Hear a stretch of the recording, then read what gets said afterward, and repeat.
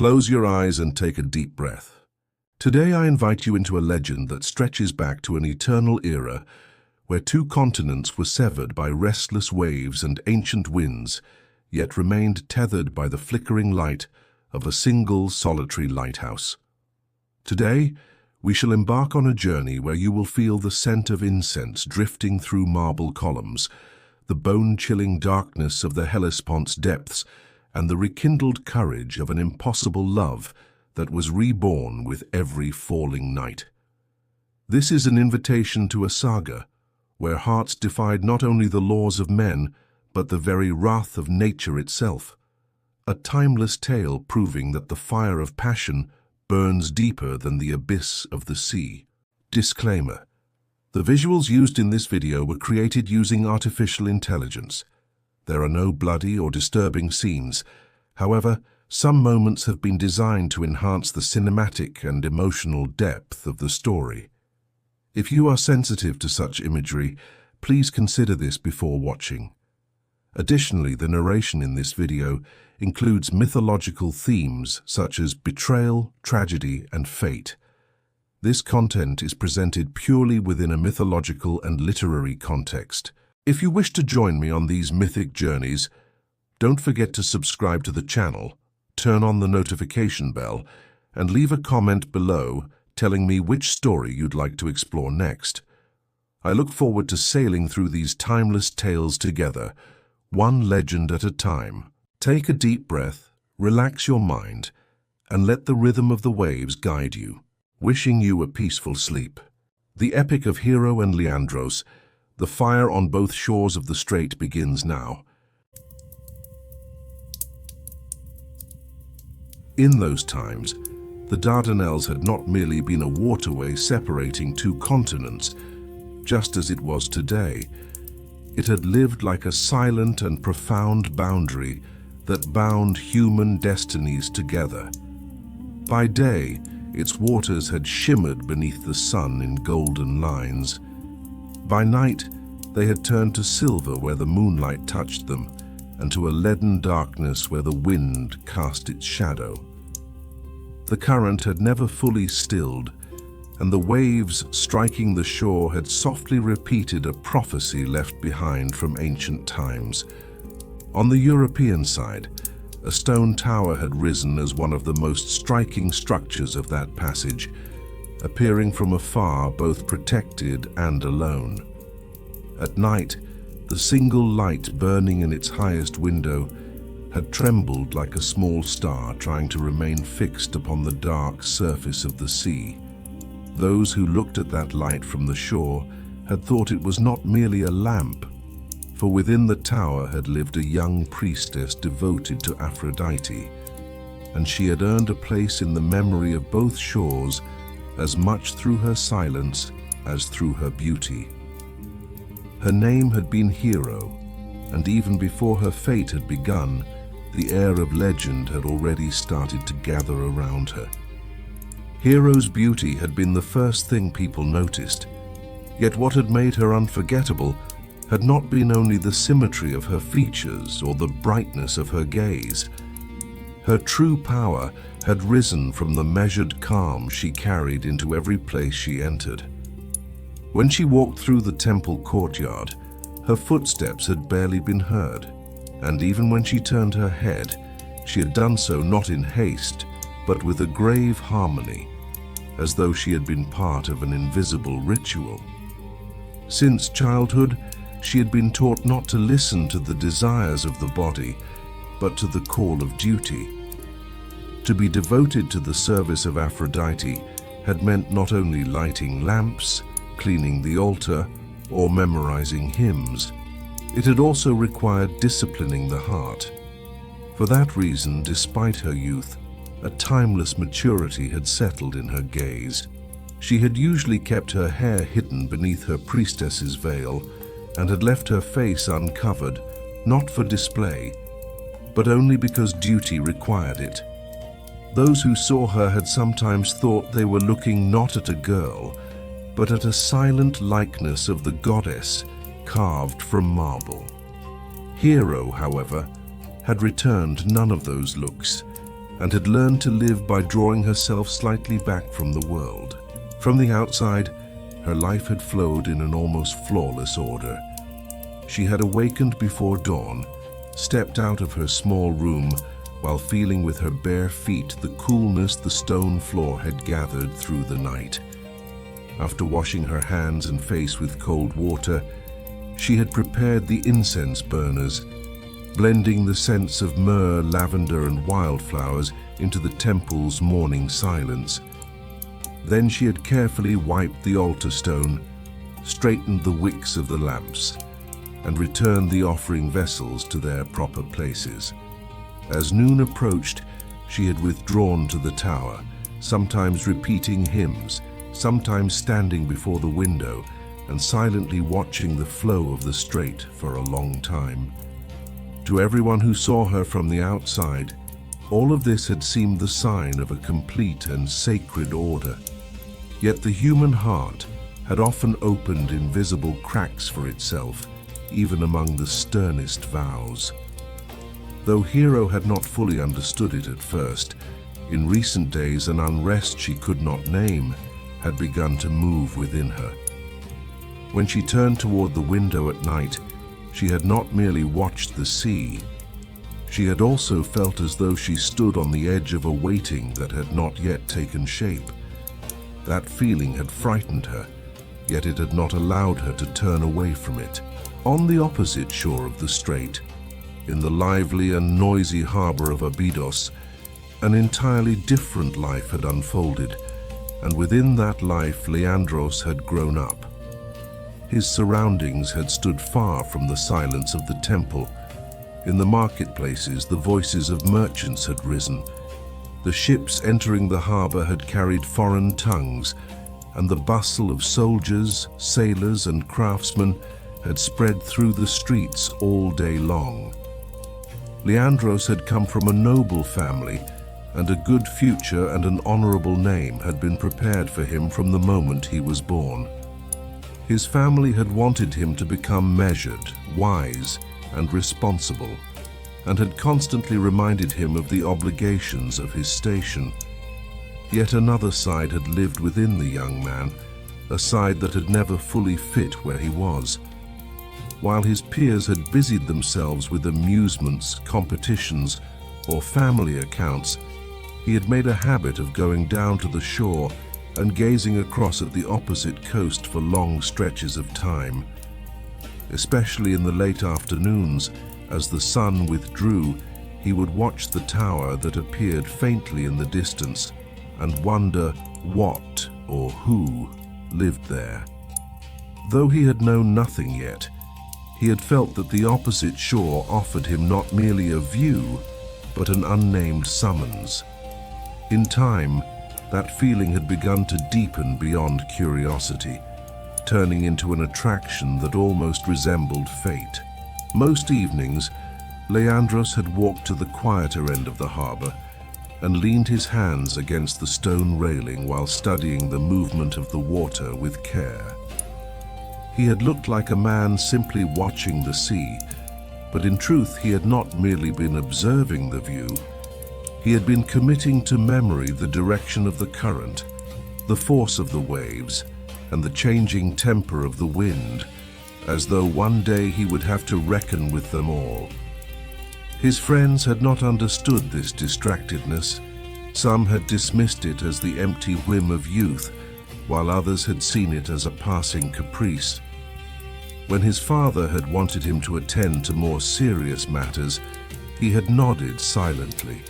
Yet at the first opportunity he had returned to the shore again.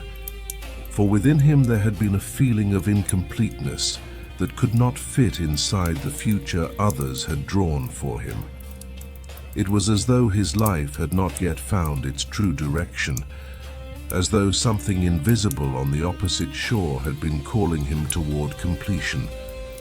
When the tower gave off its light at night, that feeling had grown even stronger, and even the reflection of a single lamp trembling on the water had created in the young man's heart a nearness he could not explain. He had not yet heard Hero's name, yet some fates had begun not with a face, but with a deep and causeless intuition. As the beginning of summer approached, a great festival in honor of Aphrodite had been prepared on both shores of the strait, and that preparation had visibly altered the air along the coast. Ships from distant cities had arrived in the harbors, and musicians, merchants, dancers, and travelers bearing offerings had filled the streets. In Abydos, the news had been taken by the young as an occasion for pleasure, and by the old as a chance to draw near the favor of the goddess. A similar bustle had begun at the temple. The priestesses had woven flower wreaths, polished the vessels, and cleaned the altar stones once again. Hero, too, had joined all those preparations with flawless care, and had left none of her duties unfinished. Yet as the festival drew nearer, the unease within her had not lessened. On the contrary, it had grown more distinct. She had wanted to convince herself that it came from the weight of the sacred days, but her heart had said otherwise. One evening the sun had spread a crimson veil over the strait. The shadows of the towers had lengthened, and the gulls had cried sharply into the wind. At that very hour, Hero had looked through the tower's narrow window toward the opposite shore, and at the same time Leandros had fixed his eyes on the tower from the shore of Abydos.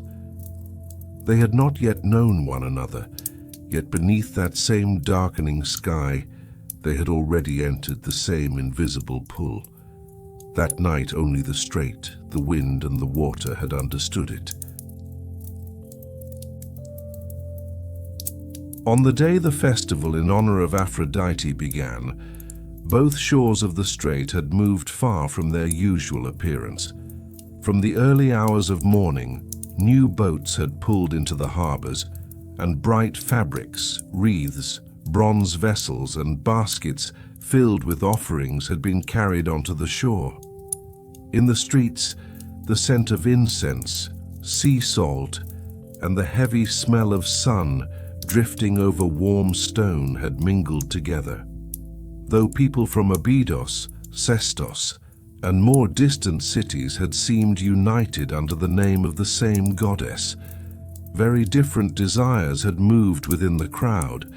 Some had come seeking favor, some abundance, some the heart of the one they loved, and some had been there only for pleasure. The area around the temple had been decorated with flowers. Fine cloth had been stretched between the columns, and the spaces reserved for sacrifice and offerings had been arranged. That morning, Hero, together with the other priestesses, had completed the preparations for the ceremony without flaw, and had tried to suppress the unrest inside her by keeping her hands busy. Yet as the sound of the crowd rose, an unseen expectancy had widened within her as well, and her heart had broken its own rhythm as though, at some moment in that day, a door would open that would change the course of her life. Leandros, however, had not joined the festival merely out of a wish to watch. From the earliest hours he had been drawn toward the temple grounds by an attraction he could not explain. He had answered the calls of his friends, mingled among them, listened to the melodies played by the musicians, and looked at the ornaments displayed by the vendors, yet his attention had rested on nothing for long. The movement of the crowd had made him look lively from the outside, but inwardly his focus had gathered toward a single point. When he approached the temple courtyard, he had noticed how different the order there was from the noise of the harbor. Even there, people had spoken, walked, laughed, and greeted one another. Yet above all the sounds, a measured gravity had been felt moving among the columns. Leandros's eyes had first gone to the decorations, then to the preparations for the ceremony, and then to the priestesses attending the courtyard. As he studied them one by one rather than as a group, he had realized he was losing track of time. For the nameless absence he had carried within him for so long seemed at that very moment to be preparing to take form. He still did not know what he was seeking, but he now clearly felt that his gaze was no longer wandering in vain. At that moment, Hero had stepped from the shaded part of the temple into the courtyard and had placed the delicate wreath woven of flowers in her hands beside the altar. When she lifted her head, the sun had struck her face directly, and a few dark strands of hair that had slipped free from beneath her priestess's veil had flashed for a brief instant in the light. The movement had been very slight, and most of the crowd had not noticed it. But Leandros had seen that moment with startling clarity, as though every sound around him had suddenly fallen away. The young man's gaze had first paused, then fixed itself upon Hero's face, almost against his will. He had seen beautiful women before, had spoken with young girls raised in noble houses, had encountered many faces dancing at festivals. Yet he had understood at once that what he saw in that moment had not been beauty alone. There had been something else in Hero that touched him from a distance, something poised between stillness and sorrow, something that stirred in a person both the desire to draw near and a respectful hesitation. At the same time, as Hero looked over the crowd in the courtyard, her eyes had met Leandros's for a moment. That glance had lasted only a few breaths, yet it had suddenly given a name to the unease that had wandered vaguely within Hero for days. After that moment, the rest of the festival had no longer held its old meaning for either of them. During the ceremony, Hero had recited the hymns from memory, raised her hands at the proper time, kept silent where silence was required, and stepped forward where she was meant to do so. Yet in the back of her mind a single image had remained: the clear and unshaken gaze of the young man looking at her from within the crowd. Her priestly training had taught her to lower her eyes, to suppress emotion, and to keep the heart within certain bounds. Even so, that day, for the first time, she had felt such a distinct division within herself. One part of her had wanted to cling more tightly to her duty, while the other had longed to turn and look again, if only to understand why. In much the same way, Leandros had listened to his friends only with half an ear, and had begun to watch the colors and sounds of the festival as though from outside himself. For him, the center of that day had not been the music, the wine, or the crowd, but the young priestess walking silently through the temple courtyard. For the first time in his life, he had realized that the presence of someone whose name he did not even know could so easily alter the inner order of his being. In that realization, there had not been a rash excitement, but a certainty that sank deep. As day turned toward evening, the sun had left a heavy redness over the strait, and the festival's first great excitement had slowly softened into a gentler murmur. People had drifted toward the shore in small clusters. Some had returned to their boats. Others had prepared with songs for the later hours of the night. After finishing her last duties in the temple, Hero had looked out for a brief moment from between the columns and had seen Leandros again among the thinning lines of the crowd. The young man, as though he had been waiting all day for that second moment, had lifted his head, and their eyes had met once more.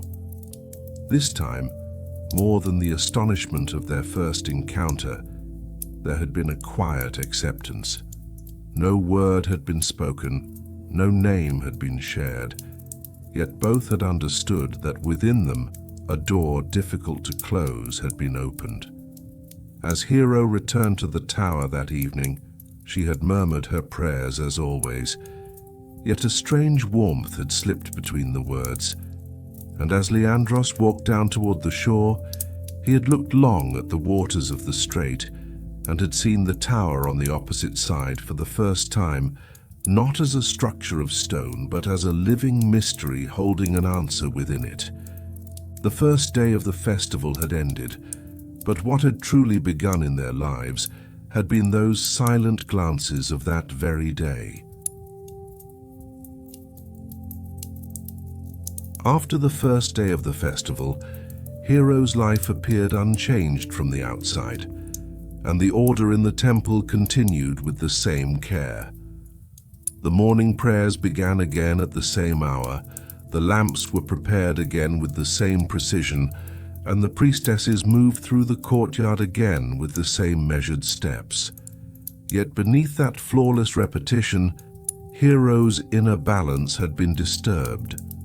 She had noticed before that people looked at her, and she had sensed that her beauty stirred admiration in others.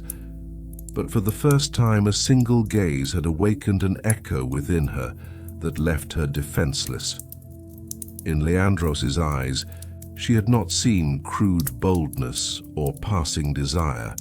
On the contrary, she had sensed a deep attention that both recognized her and tried to understand her.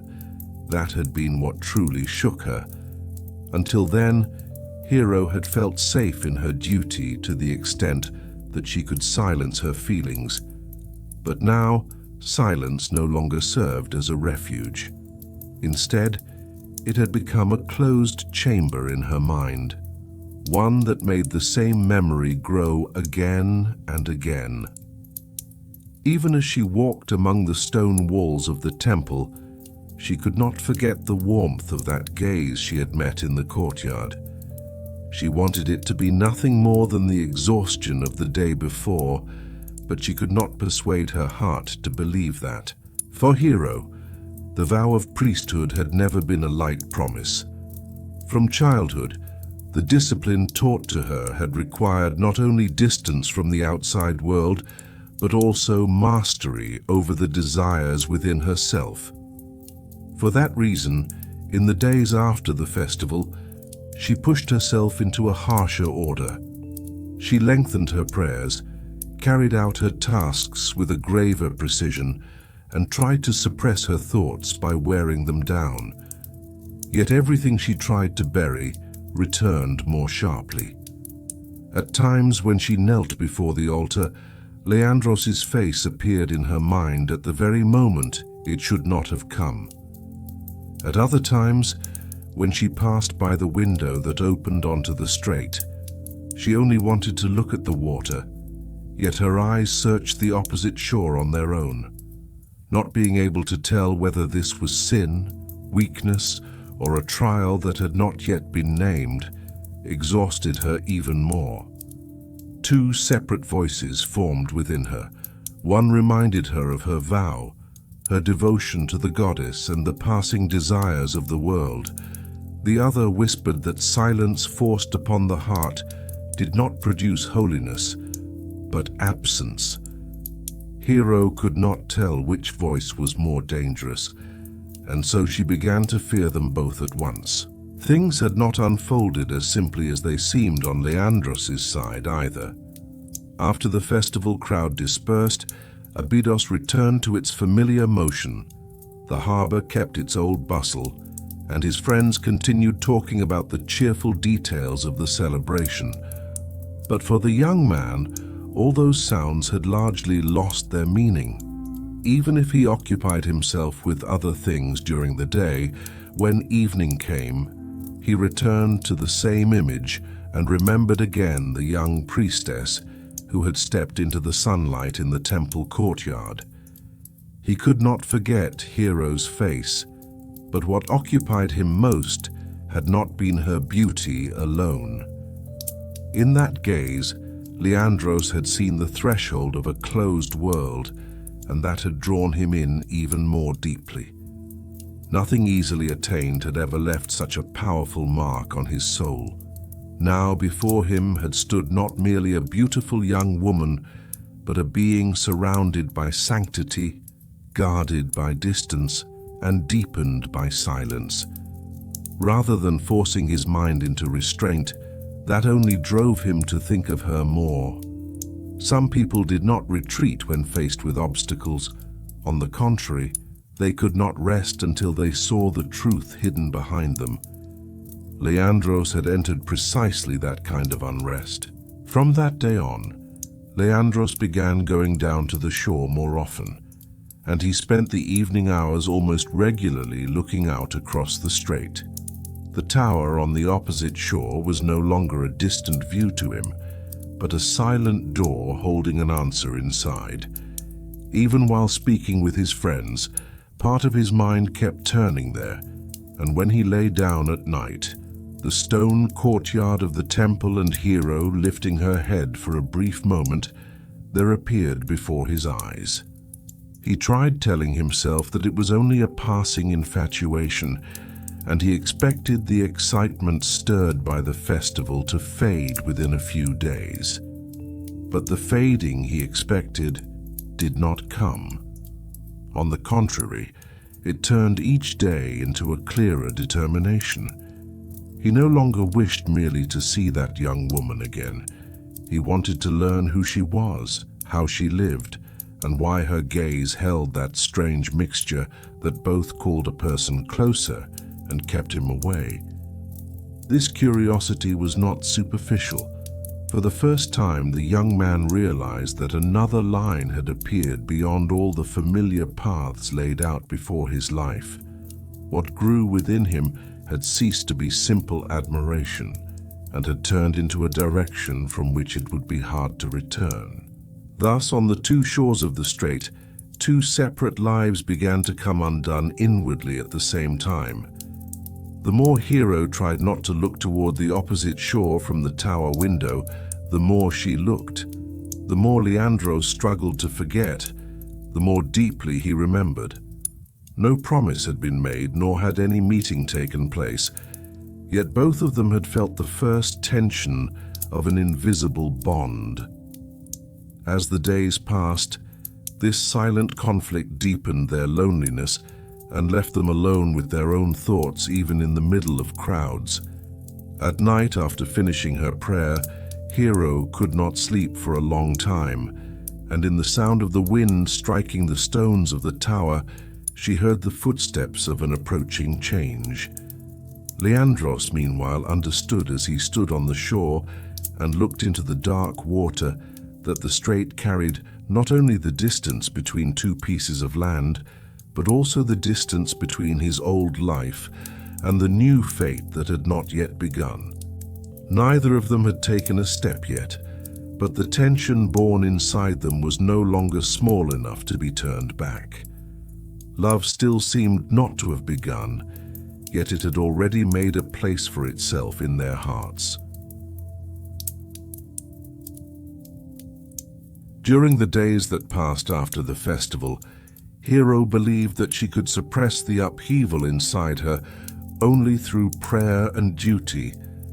But as time moved on, she understood that it was not a moment of shock, but a waiting that kept growing deeper. While working in the temple courtyard, her ear turned involuntarily toward the sound of footsteps coming from outside, and when she withdrew to the tower, her eyes searched the far side of the strait on their own. This state troubled her, because until then what had kept her life in order had been precisely an inner discipline that did not come apart in such a way. Even so, her heart quietly began to cross the boundaries set by her mind. In those days, when one of the temple's old servants said that a noble young man from Abydos had been seen around the temple several times after the festival, Hero tried not to lift her head, yet the work in her hands paused for a moment. She understood more clearly then that the problem was not only the young man outside, but the real storm growing within herself.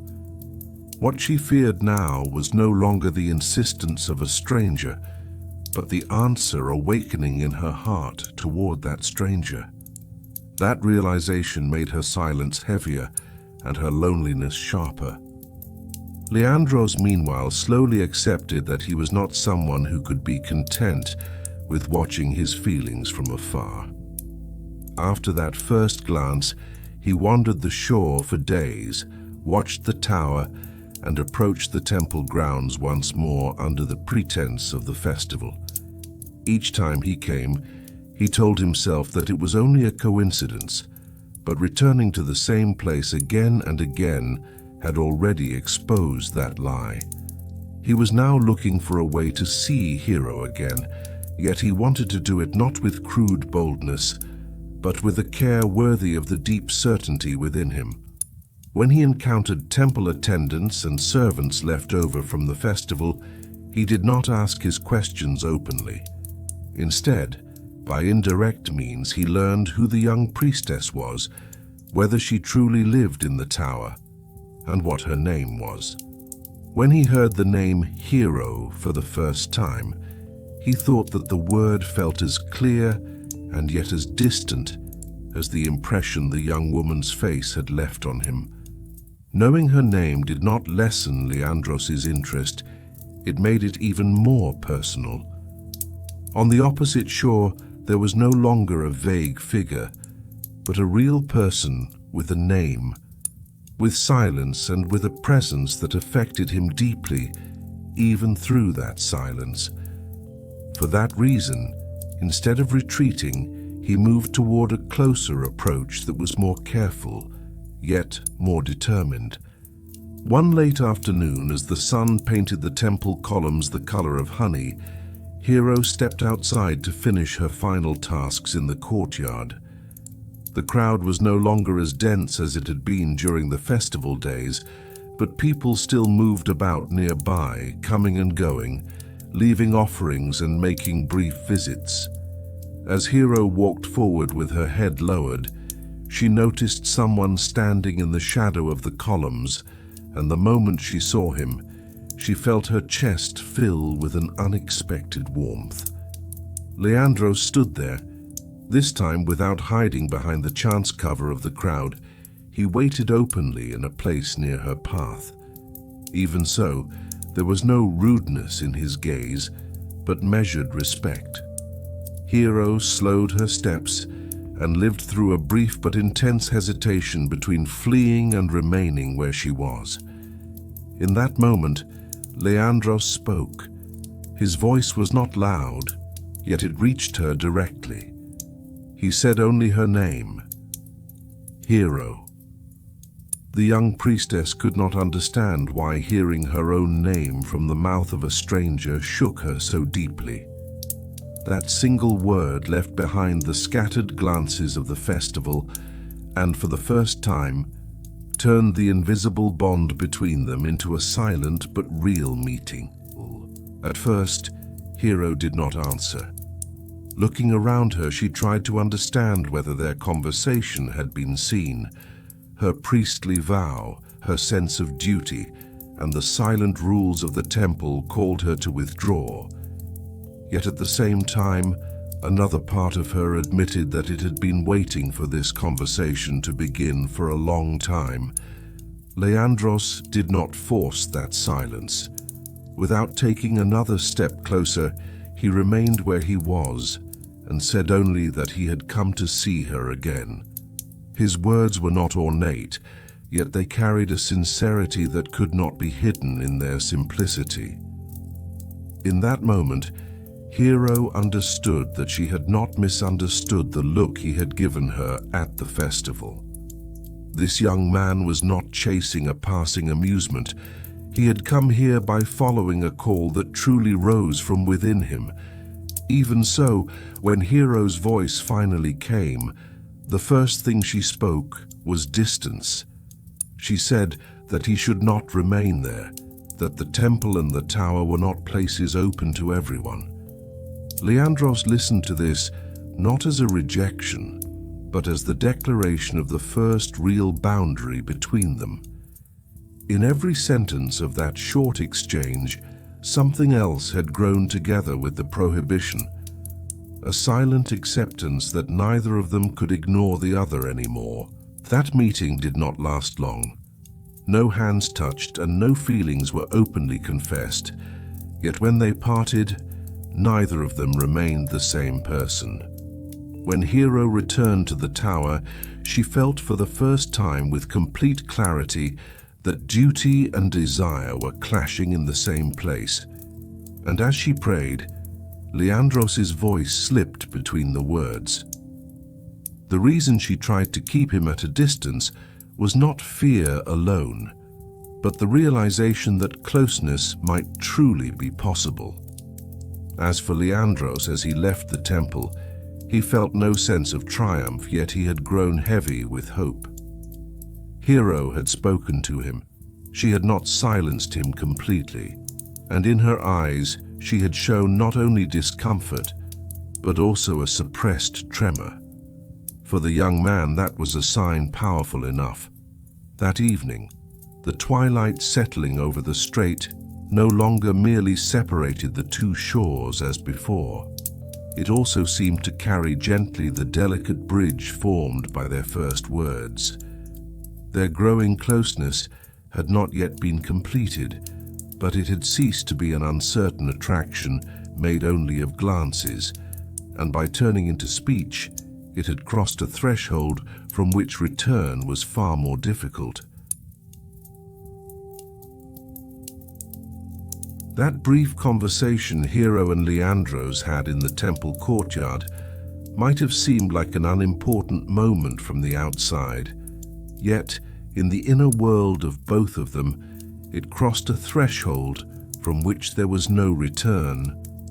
After that day, Hero could no longer stop herself from thinking not only of Leandros' presence, but also of the possibility of meeting him again. That thought both shook her deeply and, in a strange way, made her feel alive. Until then, her life had flowed within a sacred line that had been determined in advance. That line had given her security, meaning, and dignity. But now, for the first time, she began to sense that outside that order, there might also be a truth calling to her. Even so, what stood before that call was not fear alone, but a far deeper bond, the vow of chastity she had made before the altar on the day she had been given to Aphrodite's temple as a child. On that day, the old priestesses had placed their hands on her head and asked of her not only service, but also the dedication of her body and her heart to the goddess. At the time, Hero had accepted that vow not as a burden, but as her fate. Now, for the first time, she felt crushed between the holiness of that promise and the awakening of her heart. For that reason, when she saw Leandros again, remaining silent felt easier than rejecting him completely. When the young man came once more to the temple grounds a few days later, Hero seemed to sense his arrival even before she heard his footsteps. The late afternoon light cast long lines between the stone columns, and the courtyard had largely emptied of the crowd. As Hero set down the small lamp vessel in her hand, Leandros stepped out of the shadows, and this time spoke with a caution greater than in their previous encounter, yet with a clearer resolve. He asked only for a few moments of her time, and said that he would not speak in any way that would shame her or place her in difficulty. Hero did not answer for a long time, because she could no longer hide from herself where this conversation might lead. At last, in a low voice, but with unmistakable firmness, she told him that he should not be there. Then, for the first time, she named her own boundary and explained it openly. She was a priestess dedicated to Aphrodite, and she had made not only a vow of service, but also a vow of chastity. As she spoke those words, she felt as though she were not pronouncing judgment on Leandros, but on her own heart, because when the prohibition was spoken aloud for the first time, The attraction between them gained reality in equal measure. When Leandros heard Hero's words, he fell into a brief silence. But it was not the silence of a broken desire. It was the silence of a deeper understanding.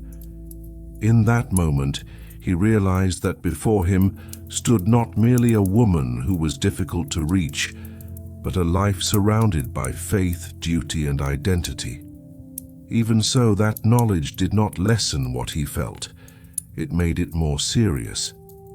He now saw that the obstacle before him did not come only from the outside world, but was also a sacred burden carried within Hero's own soul. For that reason, he did not rush his words, nor did he show the slightest trace of mocking or belittling her vow. On the contrary, he said that what had brought him there was not a passing passion, but a certainty he had been unable to tear out of himself since their first meeting. As he looked into Hero's eyes, he lowered his voice and said that he asked nothing of her at once. He only wanted her to know that his heart had not fallen silent. That plain confession shook Hero more than she expected, because Leandros' insistence was not crude. His patient seriousness seemed less like a passing desire that could be easily dismissed, and more like a truth that would be dangerous to answer. At the end of that conversation, no decision had been made, nor had any clear promise of a meeting been given. Yet by the time they came to part, both of them understood that silence was no longer enough. Hero wanted to tell Leandros not to come again, but the words rose to her lips and withdrew. She knew that denying the answer growing within her was becoming harder and harder. Leandros, meanwhile, sensed that in her eyes he had seen not only fear, but also a restrained nearness. For that reason, before leaving, without making a direct request, he said that from a place high enough to be seen even in the darkness of the Strait, sometimes a single light could be seen. From the outside, that sentence might have sounded ordinary, but Hero understood at once what he meant.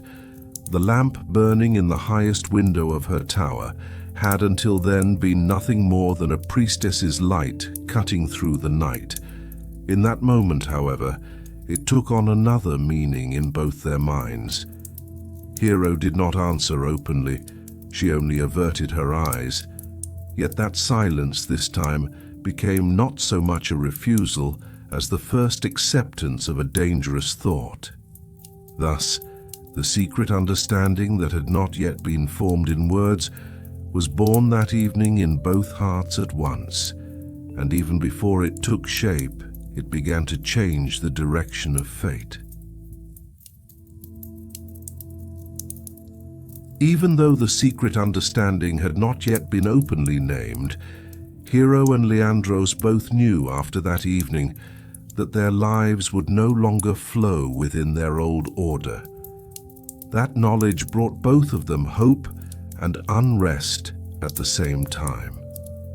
When Hero returned to the tower, even her own footsteps echoing among the stone walls sounded different to her. It was as though the place where she lived had remained the same, but the person living there had begun to change.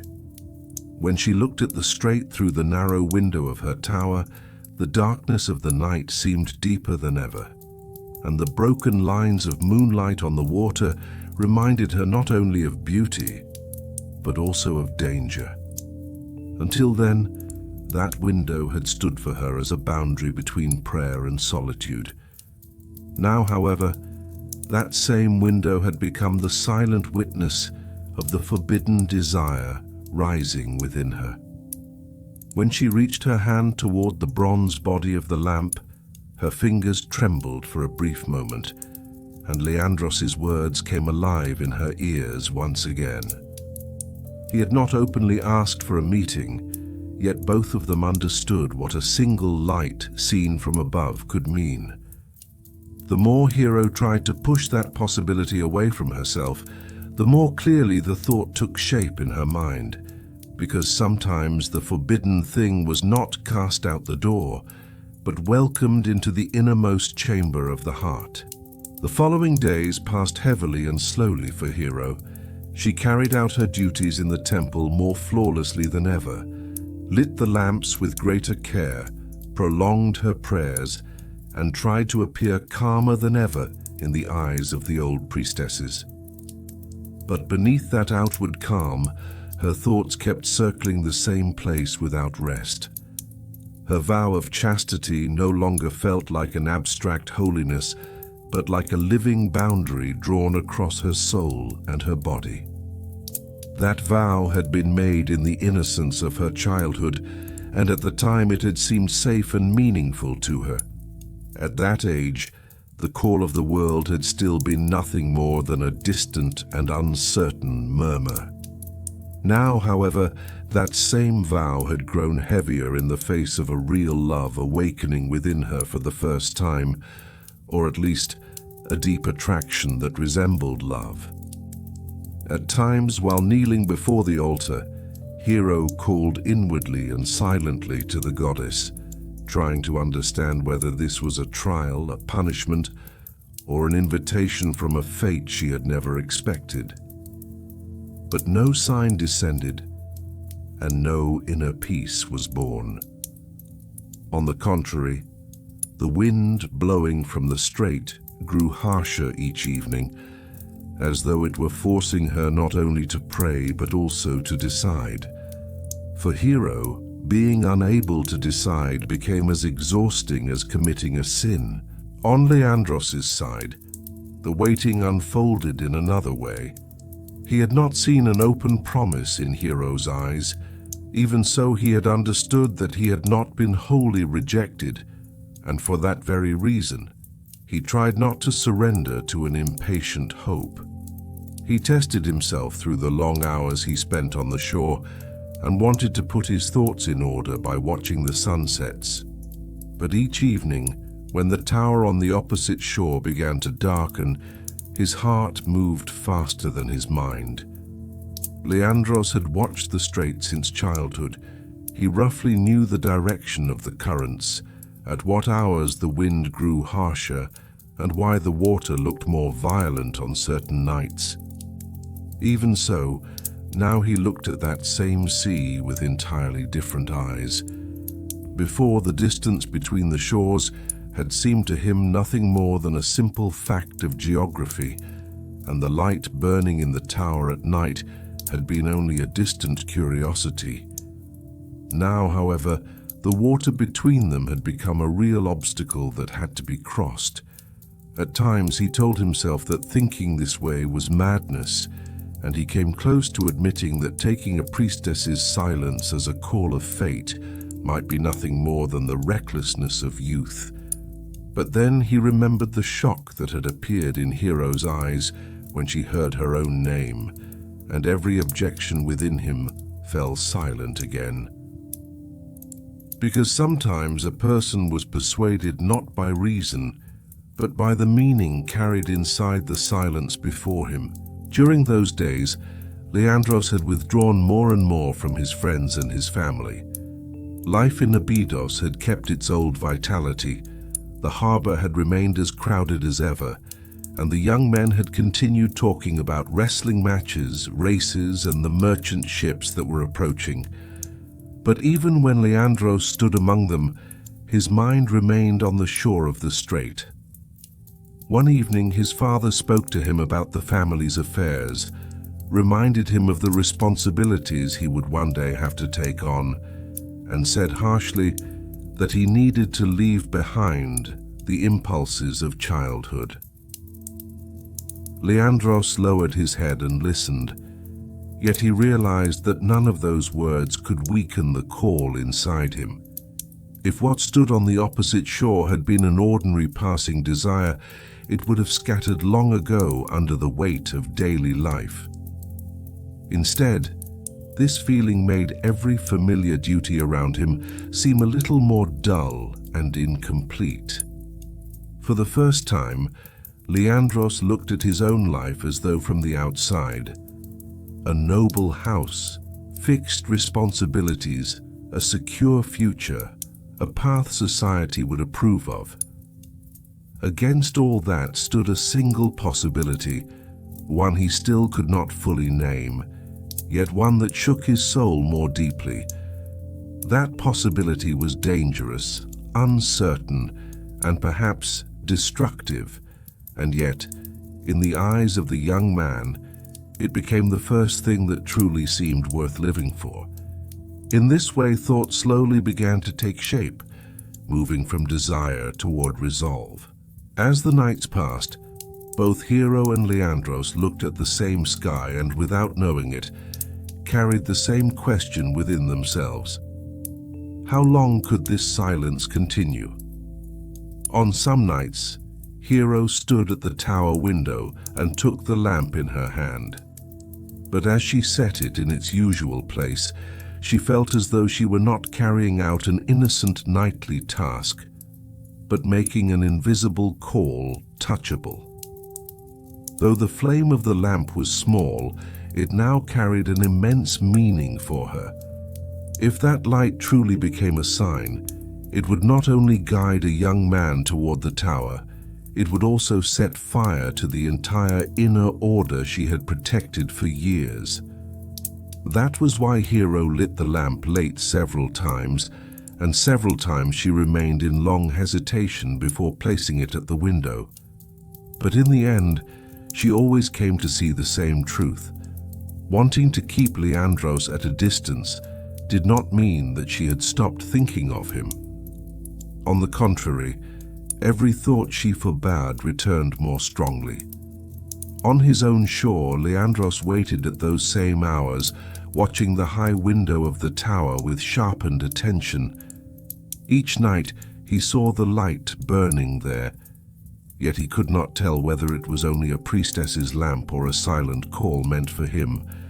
Uncertainty was the greatest torment, yet the young man understood that it was within precisely that uncertainty that his hope was being fed. One evening, as one of the stillest summer nights settled over the Strait, the air still held the warmth of the day, and the sea looked gentler than its usual harshness. A thin moon had risen in the sky, and the scattered light on the water created a deceptive beauty that made the current seem calmer than it was. That night, after the other priestesses and servants had withdrawn into silence, Hero remained alone in the tower and stood for a long time beside the lamp. When she brought her hand near the flame, the warmth struck her face, and the indecision gathered in her chest tightened and expanded at the same time. In that moment, she told herself one last time that it would only be a test. Perhaps Leandros would take it for an ordinary nightlight, perhaps nothing would happen, or perhaps the thought would fade away inside her before morning came. But deep in her heart, she knew that this night was different from the others. When she placed the lamp in a spot a little more open, a little more visible than usual, she felt that what she was doing was not merely a small movement. It was the first answer given without words. As that trembling light in the tower window blended into the night, it increased both Hero's fear and her hope at the same time. On the opposite shore, after evening darkness had fallen, Leandros once again went down to the beach alone. This time there was something in his waiting beyond his usual distraction. An intense certainty he could not explain filled him. As his eyes searched for the tower window, the moment he recognized the place of the lamp, his heart began to beat quickly. Because that night, the light looked different from the others. Perhaps in truth the difference was very small, or perhaps the difference had only grown larger inside his hope. But in that moment, Leandros understood that Hero's silence had turned toward him for the first time. The young man looked at the water, then back to the tower. All at once, the distance between them seemed more solid, more real. and more possible to cross. He felt that standing on the shore and merely watching was no longer enough. The decision that had been growing inside him for weeks wanted for the first time to turn clearly into action. The wind was light, the current was still strong, but it no longer looked deadly. When Leandros loosened the upper part of his tunic and left it on the shore, he knew that what he was doing was not merely a swim. It was the first great step taken toward a priestess's silence, toward the trembling call of a light, and toward the unopened door of his own fate. That night, the waters of the Strait carried not only distance between the two shores, but also a prohibition that now longed to be crossed. In that final moment, as Leandros stood on the shore, he knew that turning back was still possible. Wet stones lay beneath his feet. If he stepped back a few paces, drew his tunic over his shoulders again, and disappeared into the dim streets of the harbor, it seemed as though the world would continue the next morning exactly where it had left off. His family would still see him as the same young man, his friends would still make the same jokes, and the Strait would continue its current through the darkness of the night without answering to anyone. Yet sometimes a person knew that turning back remained possible, and still could not feel it as a real choice. For Leandros, that moment was exactly like that. The light burning in the high window on the opposite shore looked not merely like the lamp of a stone tower, but like a silent answer turned directly toward his own heart. He could not prove with certainty whether that light had truly been left there by Hero on purpose, but on some nights proof lost its importance in the face of feeling. The young man drew a deep breath, turned his face toward the salty wind, and allowed the last objections of his mind to dissolve into the night. Then, without hesitation, he entered the water, and the moment the first cold touch of the Strait struck his skin, his body also crossed a threshold from which there could be no return. The first strokes felt harsher to Leandros than he had imagined. From the shore, the night sea often looked flat and calm, but once a person entered it, the true will of the water made itself felt at once. Beneath the lines that seemed graceful on the surface, the current carried an entirely different force, trying to push him sideways rather than take him directly to his destination. Leandros expected that. Even so, feeling the strength of the Strait against his skin was different from calculating it from afar. With every stroke he moved forward a little, yet at the same time he understood that the water pulled him in another direction. He lifted his eyes often to check the light of the tower, and to avoid losing it he had to keep his head above the water a little longer each time. Moonlight broke apart and scattered across the waves, deceiving his eyes now and then, but the small flame in that high window remained steady in the darkness like a star. Leandros knew that no matter how tired he became, he could not lose sight of that light. What he swam through was not merely a channel of water. On the opposite shore waited the silence of a woman, the walls of a vow, and the dangerous call of his own fate. For that reason, he ignored the first burning in his arms and gave all his attention to moving forward, forcing his breath into rhythm. In the tower, after Hero placed the light in the window, she understood that waiting was a heavier trial than she had imagined. At first, she told herself that it was only a thought, perhaps even a dangerous game her heart had begun to play. Perhaps Leandros would not come that night, or perhaps he would take what she had done for nothing more than an ordinary lamp watch.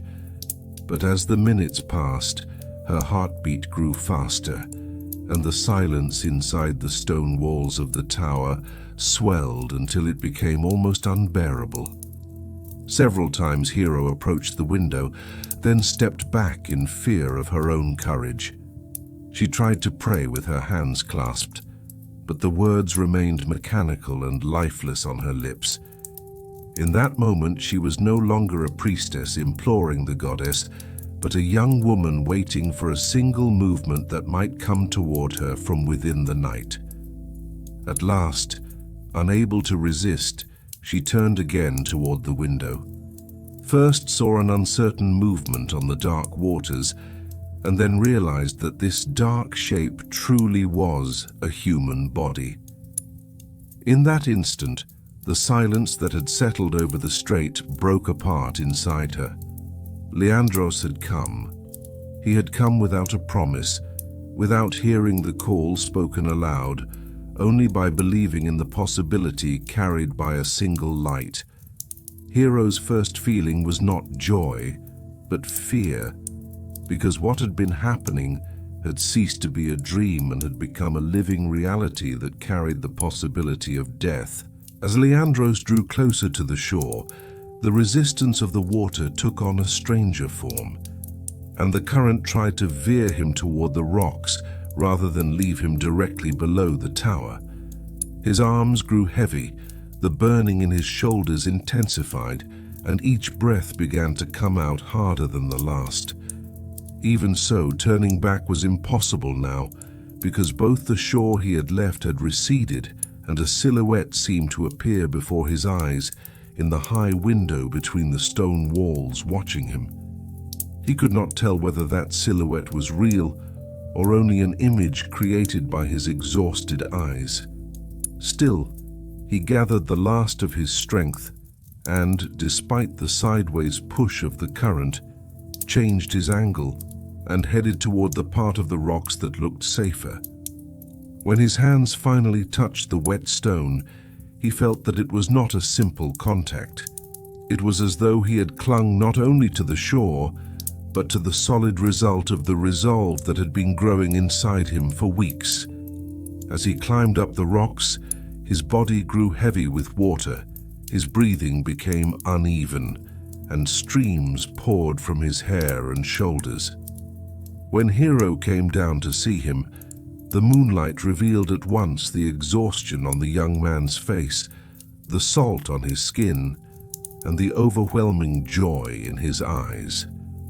For several moments, neither of them could speak, because what stood between them now was no longer only attraction or curiosity, but a true closeness born from danger faced and death risked. When Hero finally reached him, she felt clearly for the first time how great her fear had been. Leandros' having truly come filled her with joy, yet at the same time drove her into a deep terror. As she looked at his wet shoulders, his chest rising and falling rapidly, and his hands still carrying the salt of the strait, she understood that he had reached this shore for her by bargaining with death. Her first words came out harshly, and she asked why he had attempted such madness, but the trembling in her voice betrayed that something else lay beneath that harshness. When Leandros smiled despite his exhaustion, there was more peace than triumph on his face. He told her only that he had had to come. That simple sentence weakened all of Hero's defenses for a moment. There was no show, no poetry, and no intention to seduce in those words. There was only a feeling of necessity that had risen from within and could no longer be pulled back.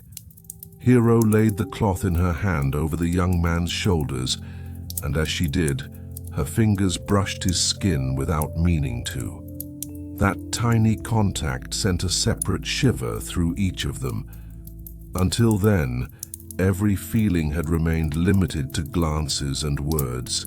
Now the reality of the body entered between them for the first time, and in that brief touch, Hero understood that a weakness that might prove stronger than her vow had truly been born. By the time they went up to the tower, the night had thickened not only outside but within them as well. When Hero brought Leandros into the small stone room, The flame of the lamp threw wet shadows against the walls and made the narrow space seem closer and more secret than it was.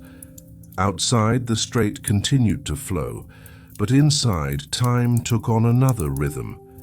Hero brought him a dry covering and water, trying to hide the overflow in her heart by keeping her hands busy. Leandros, even while sitting, could not fully take his eyes off her. In this first true moment of solitude, all the dreams they had built about each other for weeks gave way to a calmer but deeper understanding. Hero now saw that he was not merely a young man who had affected her from afar with his glances. She understood nakedly and clearly Leandros's patience, his courage, and his resolve that had driven him so far that he would risk his own life. Leandros too saw beyond Hero's beauty, how a soul surrounded by vows trembled, how it divided itself silently between fear and desire. They spoke, but they did not form long sentences.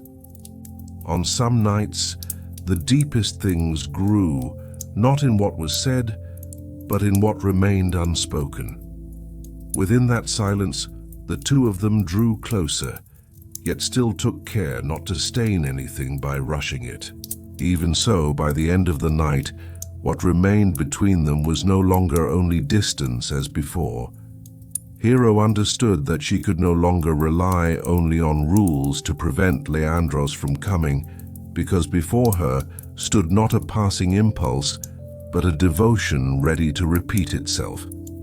Leandros, meanwhile, as he watched the sky moving toward dawn from the narrow window of the tower, knew that this night was only a beginning. The first swim had proved not only the strength of his body, but the seriousness of his feeling.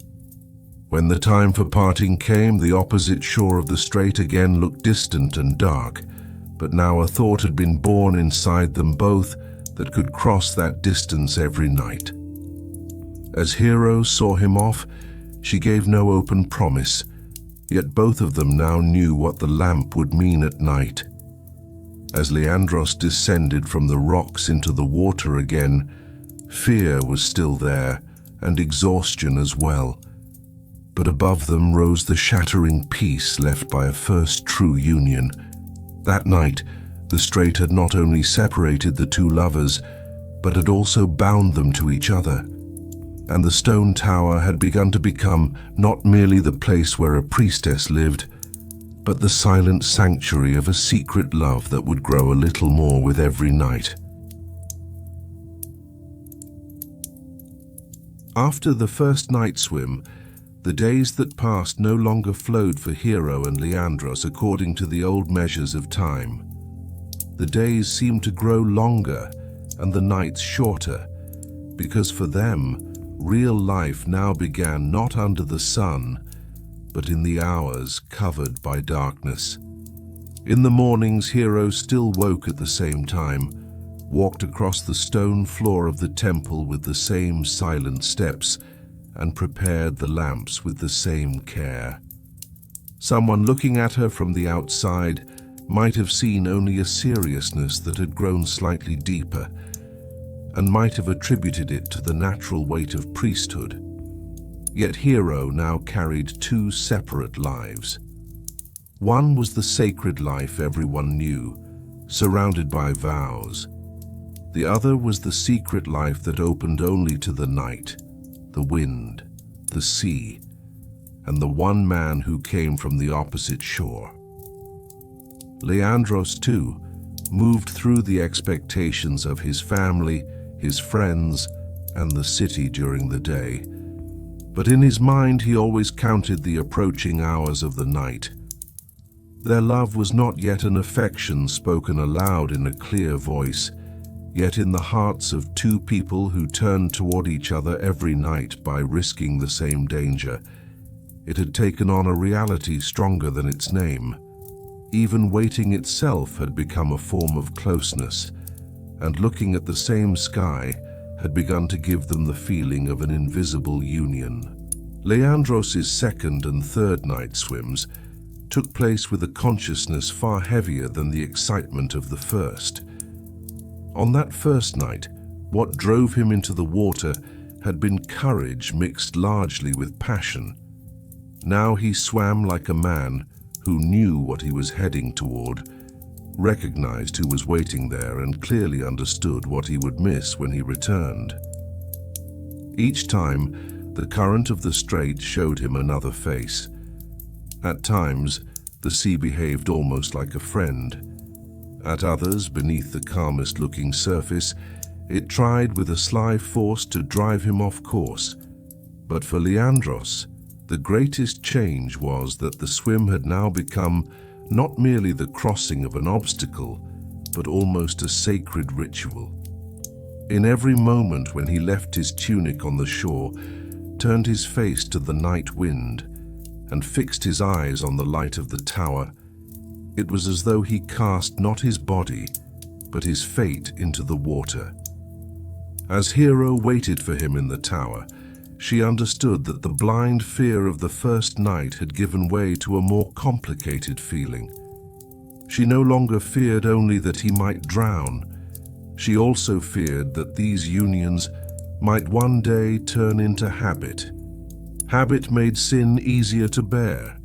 Yet what Hero lived was not the lightening of the love within her, but its sinking ever deeper. As these secret nights went on, the bond between them no longer remained only a partnership of longing and courage, but began to turn into a deeper relationship in which they truly came to know one another. Hero had first known Leandros through his gaze, and then through the determination with which he risked danger.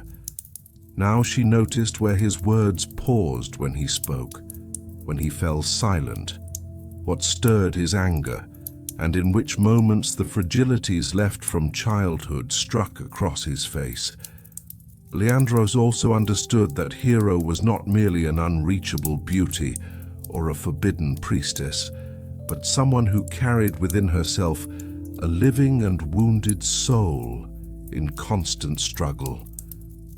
He saw that behind the silence of the temple, a youth long suppressed, a desire for a life never tried, and a woman who had remained a stranger even to her own heart, was slowly awakening. When they spoke at night in the tower, sometimes they talked about their childhoods, sometimes they described to each other the different worlds of the two shores, and sometimes they said nothing for long stretches, simply resting in each other's nearness. Those silent moments became the times that deepened their relationship the most. Words could affect a person, but only a silence that gave peace showed that true closeness had begun. What shook Hero most was discovering another face of her own self beside Leandros. As she had grown up in the temple, she had learned to believe that feelings had to remain measured, desire had to be controlled, and the body existed only for duty. But now, as she sat before Leandros, she noticed that her voice sounded different, that her gaze lingered longer, and that her hands moved with a life of their own. She had never felt so visible beside anyone before. That visibility gave her both happiness and shame, because she was a priestess devoted to the goddess, and her vow of virginity had been not only a physical boundary, but a sacred frame determining how her soul would live. Leandros's presence did not break through that frame, but it stretched it from within. At times, Hero thought that her heart no longer belonged to her. Faced with that, she tried to pray, then felt a deep guilt when in the middle of prayer, she remembered Leandros's smile. Yet the paradox lay exactly there. As her guilt increased, her love did not fade. On the contrary, it turned into something graver and more impossible to reverse. What made the forbidden become not a light impulse, but a devotion that changed a person's entire being, was precisely this cost. Leandros, for his part, understood with each of these nights that he was not only moving closer to Hero, but also farther away from his old life. The life waiting for him in Abydos still remained in place, and the duties, friendships, and future plans his family expected of him continued unchanged. But the young man now watched all of it as if it belonged to someone else's life. He was changing not because he swam the Strait at night, but because beside Hero, he felt that his soul reached a truer form of itself. While speaking with her, for the first time, he could become someone completely stripped of show, family honor, and the empty boasting of young manhood. In the narrow room of the tower, beneath the lamplight striking the stone walls, he realized that he could exist without having to hide himself from the world. That was why, every morning, as he returned again to the opposite shore, he lived through a strange splitting inside himself. His body arrived in Abydos, but a part of his soul remained in the tower, in Hero's gaze, and in that forbidden peace of the night. Instead of weakening him, this splitting bound him even more strongly. The matter was no longer only love for a woman, but arriving within that love, at the place where a person most resembled himself. As Leandros entered the water each night, he began to sense that he was swimming not only toward his beloved, but toward his own truth as well. As the summer nights went on, the Strait seemed to grow accustomed to their secret world. At times the wind blew lightly, at times the moon withdrew behind the clouds, and at times the water behaved more gently. Nature seemed not yet to have decided to punish this love. Yet even within that peace, the thin shadow of approaching danger had begun to move. At times, Hero noticed the weariness gathering in Leandros' shoulders, and she saw that when he came ashore, he remained silent longer in order to catch his breath. Leandros too sensed that Hero was drawing more and more into herself during the day, carrying a face among the priestesses that looked more cautious and more tired. Their happy nights were truly happy, but beneath that happiness lay an unnamed fear in both of them. No forbidden love remained invisible forever. One day, either people would notice, or the season would change, or the sea would demand its own price. Even so, every night they met again and, knowing the approaching shadow, bound themselves a little more tightly to each other. Some loves did not retreat once they understood the danger. On the contrary, the moment they sensed their own mortality, they became more passionate and more unforgettable. The secret nights of Hero and Leandros grew in exactly that way, and each union, while it made them happy, also slowly prepared them for the disaster that would come later. As the magic of their happy nights endured, Hero and Leandros had wanted, for brief moments at first, to believe that it could remain hidden forever. The night, the sea, and the stone tower had seemed like faithful keepers of their secret, and each reunion had created a sense of habit that made the one before it feel safe. But no forbidden closeness in this world ever lived only within two hearts and left no trace beyond them. At first, only very small changes had been noticed. Although Hero's silence in the temple had remained the same, the distant absent-mindedness that sometimes appeared on her face had not escaped the attention of the older priestesses. She had still carried out the same duties, sung the same hymns, and walked with the same dignity. Yet part of her attention had constantly remained somewhere else. Because she had slept less at night, faint shadows had begun to appear beneath her eyes in the mornings. At times she had stood motionless before the altar longer than necessary, and at other times she had found herself turning toward the window that opened onto the Strait. The women who lived together in the temple had, through years of habit, been able to sense the smallest change in one another. For that reason, the first whispers had been born as curiosity before they became accusation. Hero had seen that no one had openly asked anything yet, but she had also felt the number of unseen glances increasing. One of the temple's oldest attendants in particular had noticed that Hero had withdrawn into herself lately and had remained in the tower longer during the night watches. This woman had been considered skilled at understanding the moods of young priestesses and had known how to draw conclusions even from silences. One morning, when she had seen Hero drift away for a brief moment while preparing incense before the altar, she had studied her face carefully and then left without saying a word. That look had sent an unexpected fear into Hero. Until that moment, danger had mostly remained outside. The sea, the night, the possibility of being caught, Leandros' swim. Now the threat had slipped inside and had begun moving among the walls of the temple. That day Hero had tried to perform her duties even more flawlessly, had used her voice with greater restraint than usual, and had wanted to steady her mind by keeping her hands busy from one task to another. But the extra care a person showed could sometimes become the strongest source of suspicion. The more she had tried to control herself, the more she had sensed the turmoil within her becoming visible. That realization had not only frightened her, but had also exhausted her deeply, because she was no longer content with simply waiting for the man she loved. In the daylight, she had also been forced to carry her own face and behavior through the eyes of others.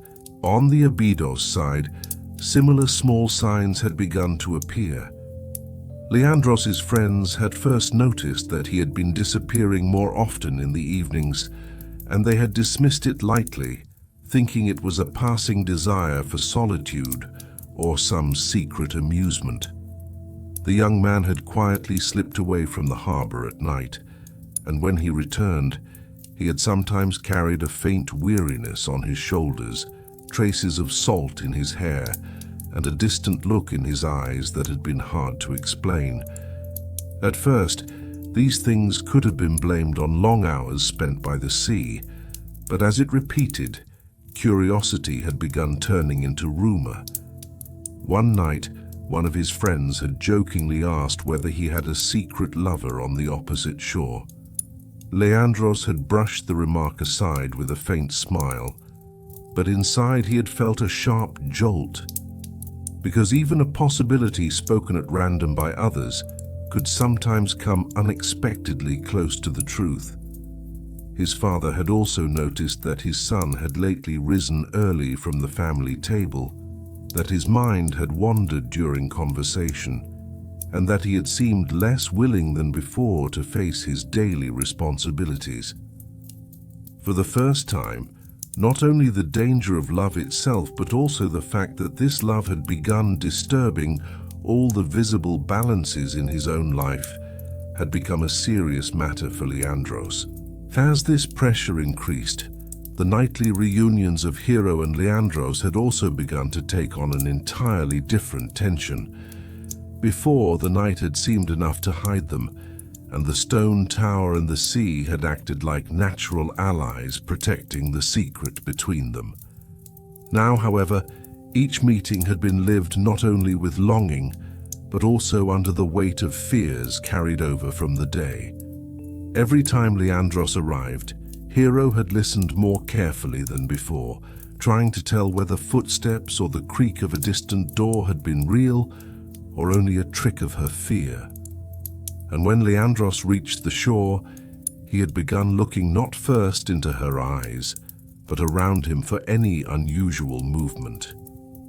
Even so, the moment they saw each other, the threats of the outside world had withdrawn for a while, and had given way to a more intense closeness, because the feeling of danger often deepened love rather than weakened it.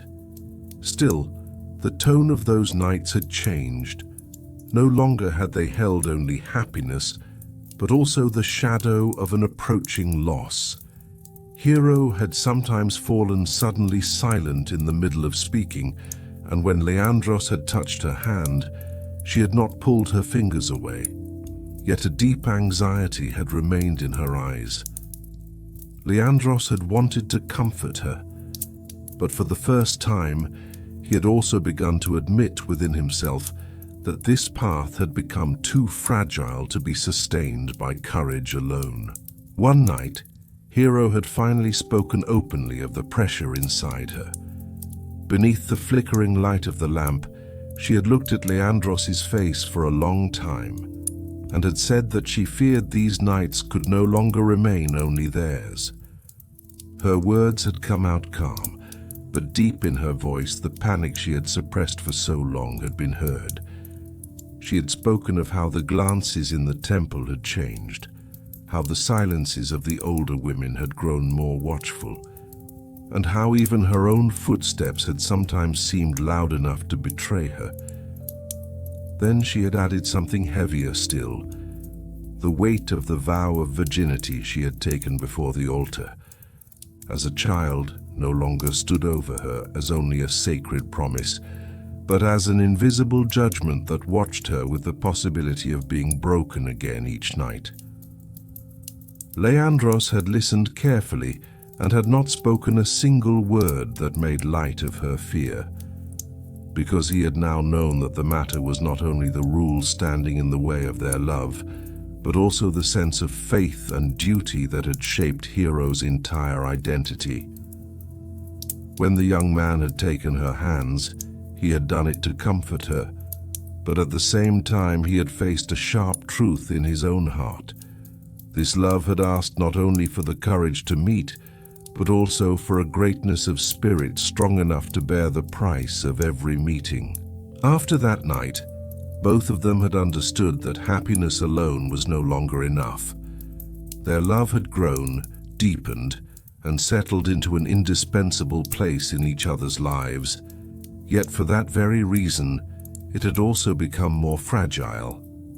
Every morning, Hero had moved through the temple with a heavier face, exhausted as though she had been carrying two separate lives on her shoulders. Leandros, meanwhile, had felt each descent to the shore, leading him not only toward his beloved, but also toward the possibility of a growing disaster. Still, neither of them had withdrawn, because some loves, when they saw danger, did not return to the path of reason. On the contrary, they accepted that danger like the final seal proving their seriousness. Although the shadow of rumors had not yet fully fallen over them, both had sensed that a greater pressure was approaching, one that would soon test not only their hearts, but their entire lives. So for the first time, the cold shadow of the real world had fallen over their secret nights, and love had become not only a secret, but something that needed to be protected. As the ripe and reassuring days of summer slowly fell behind, the air above the strait had also begun to change without being seen. At first, only a small difference had been felt in the coolness of the evenings. Then the direction of the morning winds had grown harsher, and even the color of the sea had appeared heavier and darker under the sun than before. When Hero had first noticed it, she had been looking out from the temple's high window, trying to understand why the shadows drifting across the surface of the water had seemed so gloomy to her. Throughout the summer, the Strait had, despite everything, acted as though it had offered their love a temporary refuge. Though the current had been strong, the night had usually allowed passage to Leandros's courage, and the wind had only swayed the lamp's flame gently before putting it out entirely. Now, however, nature had seemed to be nearing the end of its own patience. The sound of the waves had struck the tower stones more roughly, the distant shores had darkened earlier at the end of the day, and the sky at night had looked lower and more closed than before. Hero had understood that the unrest inside her no longer rose only from people or vows. This time, the sea itself had also been announcing an approaching separation, reminding her each evening with merciless clarity that their secret nights had not been endless. Leandros had also felt the same change deeply on his own shore. By then, he had known the Strait not only with his eyes, but with his body.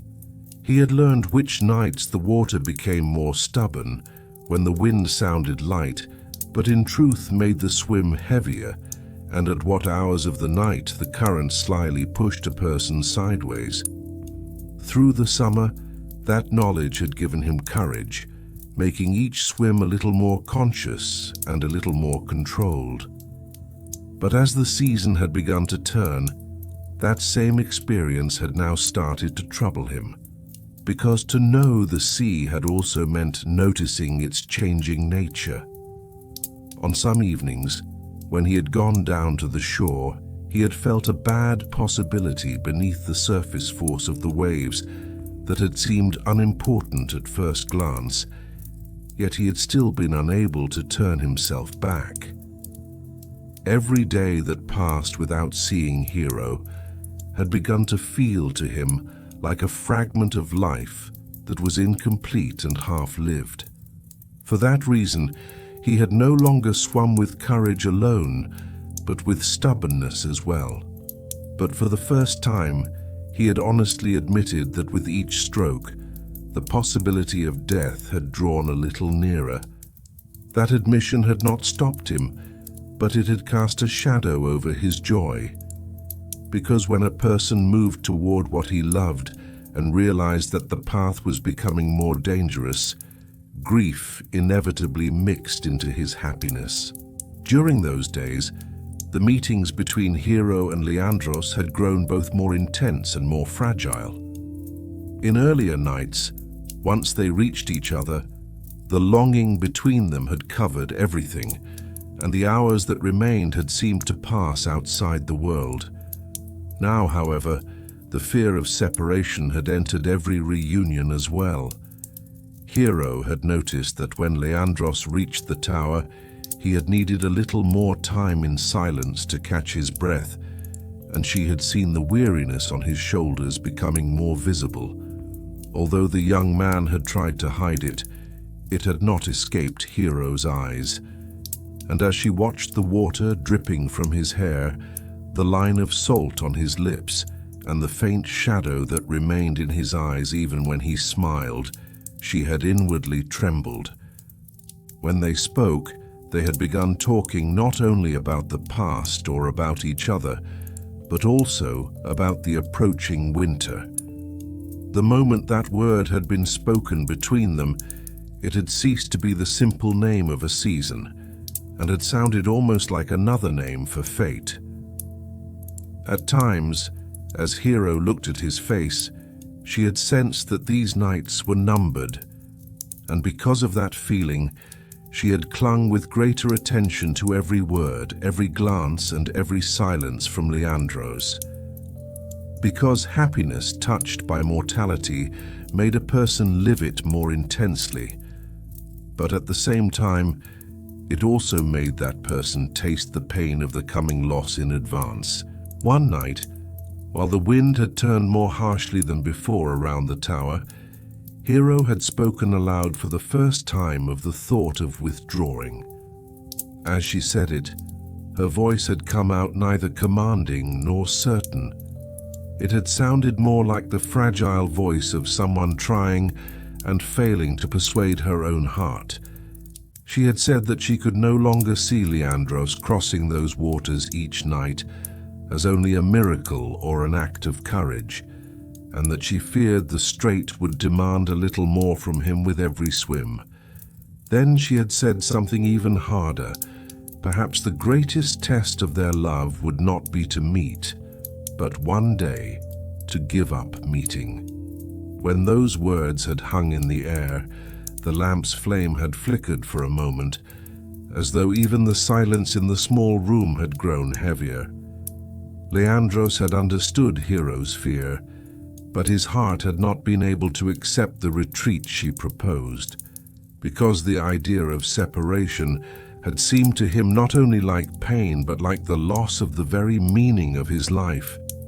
Yet that night, for the first time, he had seen in Hero's eyes not only the fear of a lover, but the deep inner fracture of a priestess, of a woman whose soul had newly awakened, and of a human being who had sensed the coming disaster.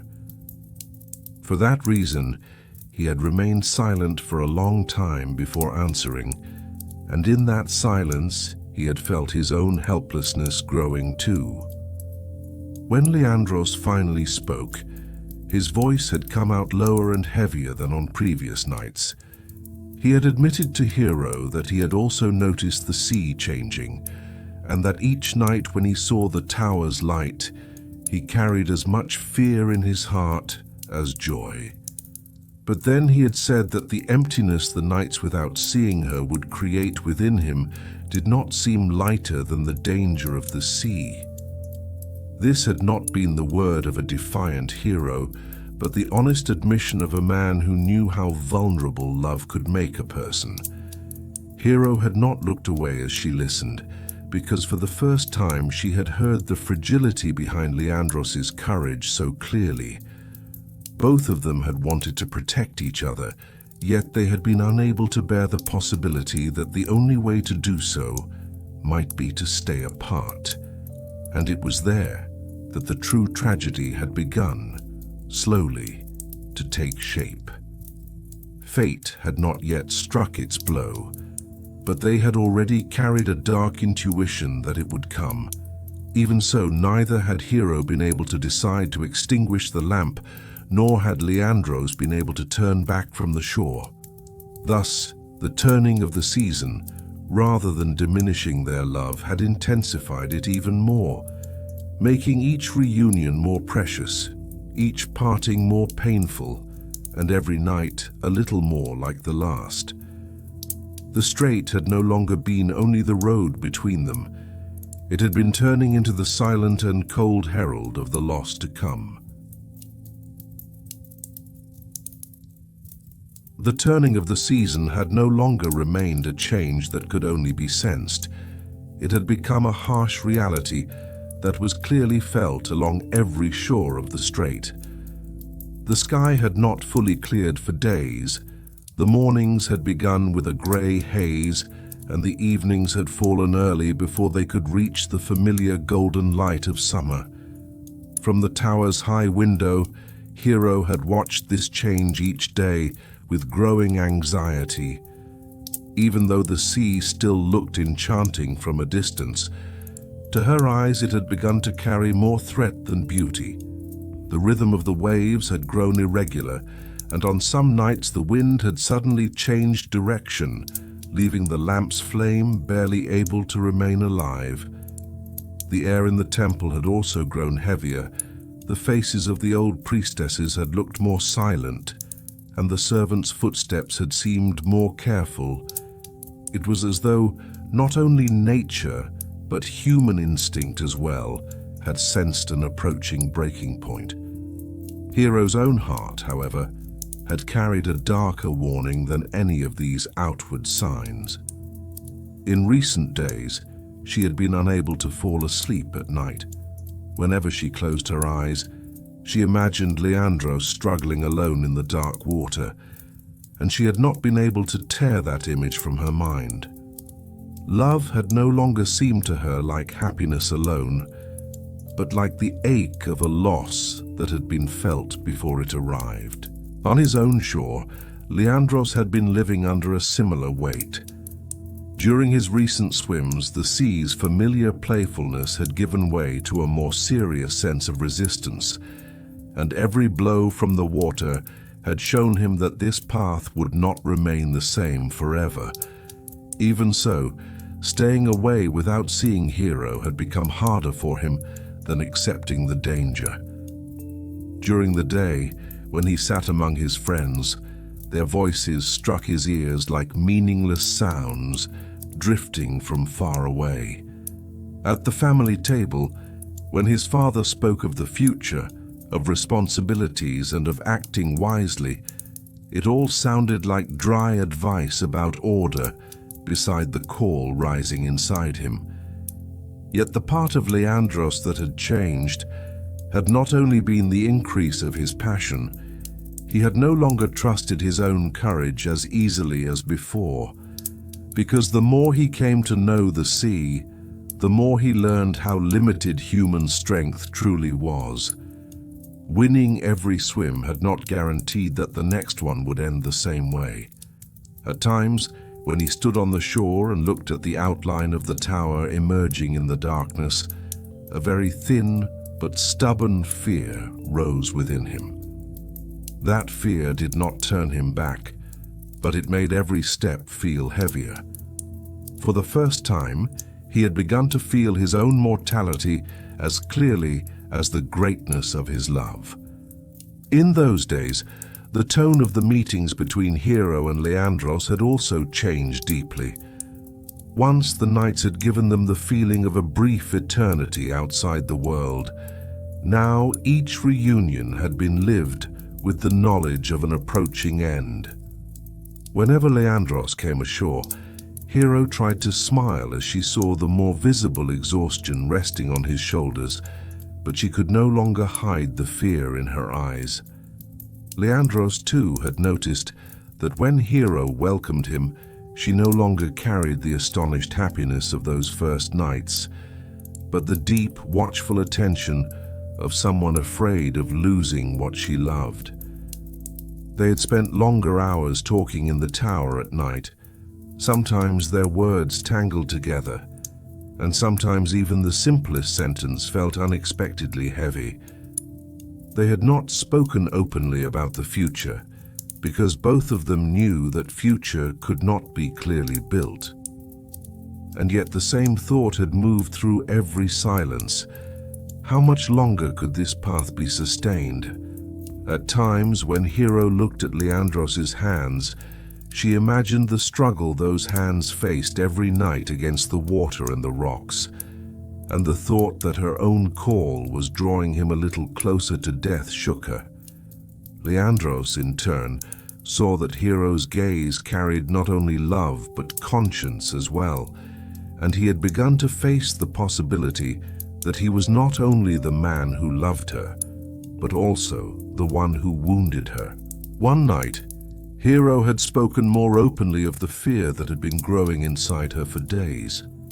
The lamp's light had shaken several times because of the wind, and the shadows striking the walls in the narrow room of the tower had taken on an uneasy trembling. After looking at those shadows for a brief moment, Hero said that not once since childhood had her heart beaten with such weight in any night. She explained that in recent days she had constantly seen bad signs, that sometimes during prayer the words had begun to blur together, and that sometimes as she looked at the sea from the window, she felt the water threatening her in silence. Then she whispered that this was not fear alone, but something like the breath of an ending that had been felt before it came. Leandros did not interrupt her, because for the first time Hero's voice carried not only anxiety, but a true foreboding. The young woman then spoke again of her vow of virginity, saying that at first this vow had given her a protective frame, but now it had turned into an invisible wall that left the man she loved alone with death every night. In that moment, Hero felt like someone who wounded her own love with her sacred word, and wounded that sacred word with her love. This confession had been the heaviest nakedness she had ever carried, because for the first time she had shown the man she loved the split between her faith and her desire without using any cover.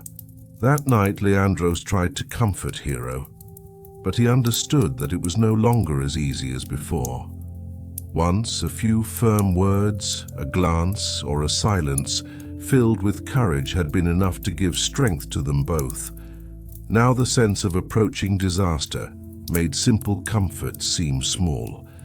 Even so, the young man said that they could not allow fear to deprive them of themselves. He told Hero that thinking of her with every stroke had not weakened him. On the contrary, it had kept him standing.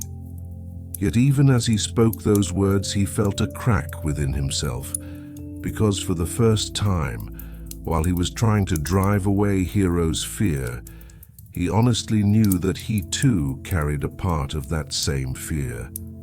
For that reason, the confidence in his voice had not been the confidence of a defiant heroism, but of a fragile loyalty trying to offer hope to the person he loved. As the night deepened, the wind had begun to turn more harshly outside, and the voice of the Strait had struck the walls of the tower with an ominous force. In that moment, though neither of them said it openly, both sensed that the approaching storm had been gathering not only in nature, but in their fate as well. And still they had not been able to give each other up, because the most tragic thing about some loves is that even when they see the danger, they still choose to meet one more time. The storm had not yet come, but after that night, both of them had begun to feel in the deepest place of their hearts that every meeting might now be the last safe night. When that day began in the morning, an unusual heaviness had already settled over the Strait from the earliest hours. The sky had not fully darkened, yet it had not generously given its light either. It was as though the day itself hesitated between opening into brightness and closing in. The dull clouds hanging above the horizon had turned the sea into a leaden darkness, and even the thin foam drifting over the current had looked cold and hard. After finishing the temple's first tasks, Hero went up to the tower window and stood for a long time doing nothing but looking at the water. That day the Strait had seemed to her not merely fierce, but like a being that had already made its decision. As the waves struck the shore, they no longer carried the familiar sound of late summer, but the heavy footsteps of an approaching judgment. Hero understood that the fear inside her was no longer a nameless unease. It was fear directly tied to Leandros, and for the first time it was so sharp, so physically close. Throughout the day she tried to keep herself busy, carried out her prayers without neglect, and held her hands as steady as possible while preparing the lamps. But neither her work nor the sacred words she repeated had been able to lighten the weight inside her. For at times the human heart knows in a single glance what the mind tries to understand at length. And on that day, Hero sensed with her whole being that something had been written to break in the night. Leandros too noticed the change in the air the moment he woke that same morning. The wind had grown harsher, slipping even through the stone walls of the house, and the sounds coming from the harbor had reached him drier and more scattered than usual. When he went down to the shore, the sight of the sea stopped him at once. There was not yet a full storm on the surface, yet in the water's behavior there was a hidden anger. The waves swelled unevenly, the lines of the current left dark marks crossing against one another, and the Strait seemed to be holding its breath like an enemy pretending to be calm. That morning, for the first time, Leandros openly thought to himself, "No one should swim tonight." The thought did not seem cowardly to him. On the contrary, it seemed like the honest judgment of someone who knew the sea. And yet that correct judgment had not formed a final decision in his heart. Because a night spent without seeing Hero no longer felt to him like longing alone, but as though he were leaving her alone inside some unknown danger. While his mind told him that moving away from the shore in such weather would be madness, his heart believed that on precisely such a night the lamp should not go out. As the day went on, he struggled within himself between two opposing forces, yet found no middle path that could give him peace. Thus, long before night arrived, fate had already begun to clash inside him. The day had moved heavily in the temple, and the hours had seemed longer than their usual course to Hero. The looks of the old priestesses had felt harsher to her that day, and even the silence wandering through the corridors had seemed more watchful than before. But beyond all of that, Hero's true battle had not been with what stood outside her, but with what lived within her. As evening approached, it became harder for her to stretch out her hand toward the lamp. She had been afraid many times before, and many times her heart had raced before Leandros' coming. But for the first time, she felt such a deep resistance.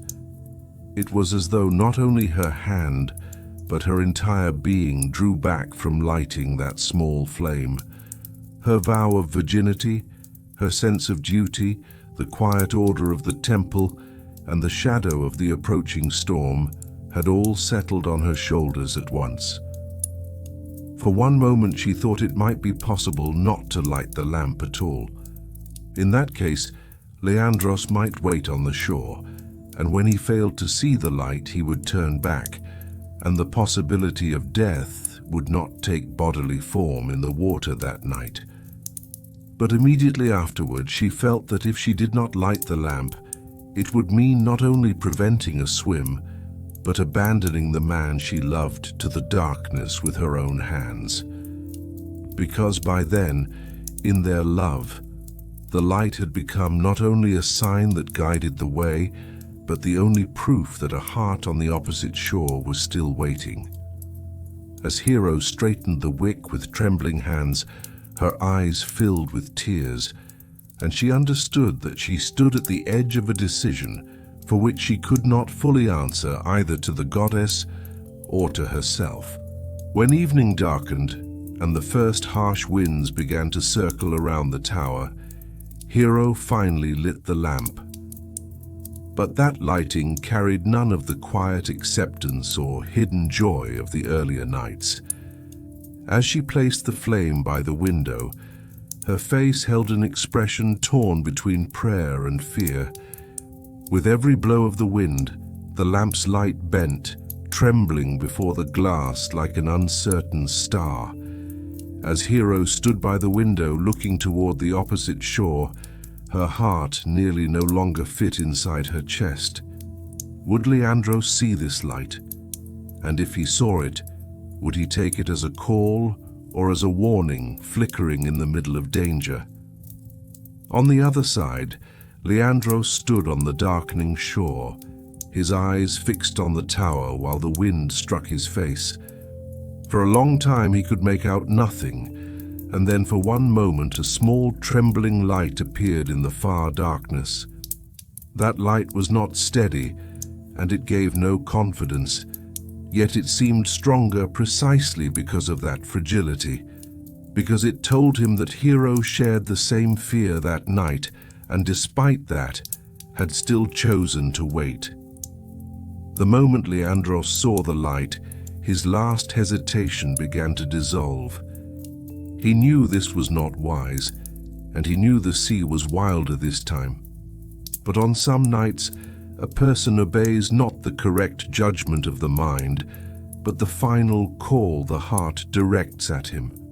He did the same, and with every safe thought he left behind on the shore, he surrendered himself once more to the water. From the very first blow, it was clear that the sea was unlike the nights before.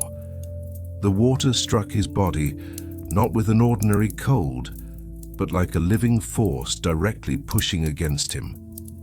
During the first few strokes, Leandros thought he was moving forward, yet he immediately felt the current beginning to drag him sideways. The wind did not merely pass over him. It lifted the waves sharply and unevenly, breaking his breath. When he raised his head, he saw the tower's light for a moment. In the next instant, water and sky blended together, and his sense of direction seemed on the verge of drowning. Still, he kept moving forward, because turning back now seemed as dangerous as continuing on, and Hero's light, for all its uncertainty, was still burning there. Even when Leandros first felt true exhaustion beginning in his arms, he did not admit it to himself and only tried to hold his rhythm. But the Strait was not testing his courage that night. It was demanding payment directly. Every time a wave struck his chest, it felt as though not only water, but the whole weight of fate was closing over him. In the tower, Hero had pressed herself to the window at the same time, searching the dark water for a movement almost impossible for human eyes to distinguish. She was praying, but her prayers were no longer made of ordered words, only of shattered fears. On both shores of the Strait that night, one thing alone was clearly felt. For the first time, love had truly entered the realm of death. As the night went on, the wind grew harsher still. The lamp's flame shook so violently several times that Hero thought each time it would go out completely. She had pressed her hands against the stone of the window, focusing all her attention on the smallest motion that might emerge from the darkness. But with every passing moment, hope began to give way to a heavier terror. At one point she thought she saw a distant shadow in the water, then could not tell whether it was a wave or Leandros's body. That uncertainty was more devastating than an open disaster. Leandros, meanwhile, was no longer simply swimming in the middle of the water. He was fighting to stay alive. The tower's light disappeared and reappeared among the waves, seeming a little farther away each time. His arms had stiffened like heavy stones. His breath struck painfully against his throat, and the cold water was making his muscles refuse to obey. Even so, one final stubbornness, one last movement toward her, remained inside him. Reaching Hero was no longer only a matter of reaching his beloved. It was like defending, one last time, the meaning of all the nights he had lived. But a person's determination can sometimes remain nothing more than a tragic light before the power of fate. And that was what happened that night. As Hero stood at the window trying to resist the wind and her tears, the lamp's flame suddenly bent with violence and went out in the great darkness of the night. In that moment, it felt as though not only a light, but the entire invisible bridge they had built across so many nights had been broken as well. When the lamp went out, the night no longer appeared to Hero as mere darkness, but as a deep and bottomless void. Until that moment, no matter how great her fear had been, at least a thin line of hope had survived in the small flame, trembling at the window. Now that line had snapped as well, and the howl of the wind had begun to move through the stone walls of the tower, almost like a lament. For a moment, Hero reached for the wick again and tried to relight the lamp, but the wind blew so violently that the flames seemed to be born several times only to die at once.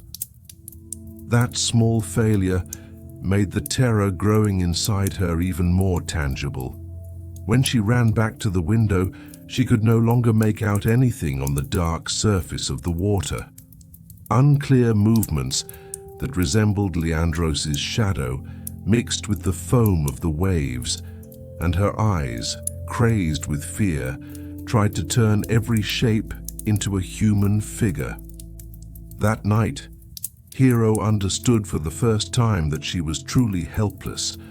Until then, she had lived between fear, prohibition, guilt, and longing. But in all of those, some trace of choice had still remained. In that moment, however, the power to choose had been completely taken from her. The only thing she could do was stare into the darkness of the strait and repeat the name of the man she loved in a voice so faint that no one could hear it. Throughout the night, Hero remained in the tower and greeted the morning inside a vigil that could be calmed neither by prayer nor by reason. As time passed, hope ceased to be open trust and turned into a painful denial. At times, she told herself that Leandros might have been thrown onto another shore, that perhaps he would appear once the storm had eased. Then, almost at once, she remembered the fury the Strait had carried that night, and she struggled to hold on to that weak consolation. When the first pale light of dawn rose, the horror of the night did not lessen, but became more visible. In the dark, at least the unknown could nourish hope, but daylight laid the truth bare. When Hero finally dared to descend from the tower, her eyes swollen and her body made heavy by the exhaustion of standing all night, the world looked familiar and strange at the same time. The stones of the temple, the silence of the courtyard, the shadows of servants moving in the distance were all the same. Yet within her, everything had been torn from its place. Without saying a word to anyone, she made her way toward the parts nearest the shore and waited for every rock, every pool of water, and every curling wave along the edge of the strait to bring her an answer.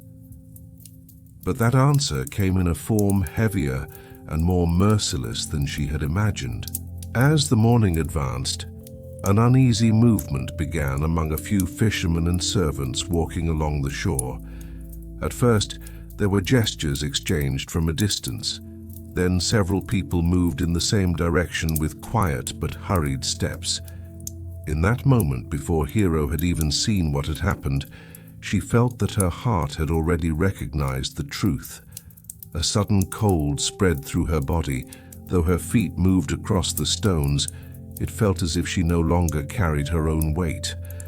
When she drew near the place where the crowd had formed a small circle, she was able to read the name of the disaster in the expressions on their faces.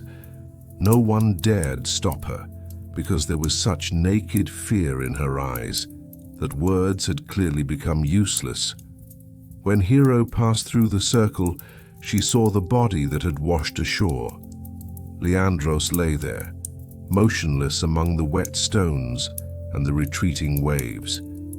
His face bore the exhaustion of a battle fought against the night, and thin strands of seaweed mixed with salt clung to his hair and shoulders. In that moment, time truly stopped inside Hero. She could not cry, could not scream, and at first could not even breathe. For when a human being faced the greatest pain, emotion sometimes froze instead of exploding. As she looked at Leandros, she was forced to understand that he was no longer the young man searching for the tower's light, but a silent body returned by the sea. That understanding was the true blow that shattered Hero's soul from within at that very moment. When Hero collapsed beside Leandros, as if all strength had drained from her knees, the sound of the strait continued mercilessly around them. The waves withdrew with the same indifferent rhythm that had cast the man she loved onto the shore, then came again and struck among the stones. The world had not stopped to honor her disaster. On the contrary, everything continued to move with a terrible naturalness. When Hero lifted her trembling hands to Leandros's face, the coldness of his skin announced the truth in a way that could not be denied. That touch meant that the hands once warmed by secret love through so many nights now met the silence of death. Leandros's eyes were closed. There was neither a heroic expression on his face nor a peaceful smile. What remained was only the silence of a body that had grown weary, fought to its very limit, and finally passed beyond human strength. In that moment, Hero thought of how her own call, her own lamp, and her own love had become entangled with this death. That thought drove her not only into mourning, but also into an unbearable sense of guilt. What if she had never lit the lamp? What if she had forced him to turn back? What if she had drowned this love in her own heart at first sight? None of those questions could change anything now, yet in the midst of pain, a person still clung to unrealized possibilities. Hero did exactly that, and before the silent face of the man she loved, she fell into an endless court in which she accused her own heart. The people around her watched her grief with astonishment and silent curiosity. Some had taken Leandros for nothing more than a young stranger, while others had begun to understand from the depth of Hero's collapse that the truth was greater than they had imagined.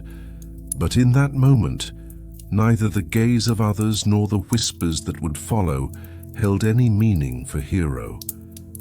Her entire world had narrowed to that small stretch of shore and to Leandros's motionless body. When her tears finally came, they did not fall as a relieving release, but as a silent collapse that burned her even more deeply within. She did not cry out in a loud lament, nor did she throw herself on the ground. Her grief ran so deep that outward gestures were not enough to carry it. When she lowered her head toward Leandros's chest, being forced to hear that no rhythm remained there, being forced to accept that the brave heart that had beaten for her through so many nights had fallen silent, broke the last resistance inside her. From that moment on, she could no longer think of what life might still ask of her. The temple, the vow, the goddess, sin, fear, the future, all of it lost its meaning at once. For all the living meaning love had carried now seemed to have ended in this silent body washed ashore. For Hero, it was not only Leandros who died that morning. The entire order by which she had known herself had also collapsed beyond return. As Leandros's body was taken away from the shore, the destruction inside Hero grew even heavier. For death happened not only in the moment one sank in silence beside the person one loved, but also a second time in the moment one was physically separated from that person. As long as a human being could still touch the body, some part of them delayed the truth. But when that body was taken from sight, the loss settled inside with all its nakedness. Hero lived through exactly that. That final night, spent among the waves and the wind, was no longer just the memory of a disaster beneath the hard light of morning. It had become the great boundary that split her whole life in two. As she walked back from the shore to the tower, she did not know how she placed one foot before the other, and as she climbed the stone steps, she felt as though she had been separated from her own body. When she reached the tower, that small window and the lamp now standing there extinguished appeared to her like an unbearable accomplice in guilt. The light that had been hope through so many nights had now turned into the symbol of death. When Hero stood before the window and looked out at the strait, the water was still flowing. But now it no longer held the path that led to Leandros, only the endless darkness that had taken him from her forever.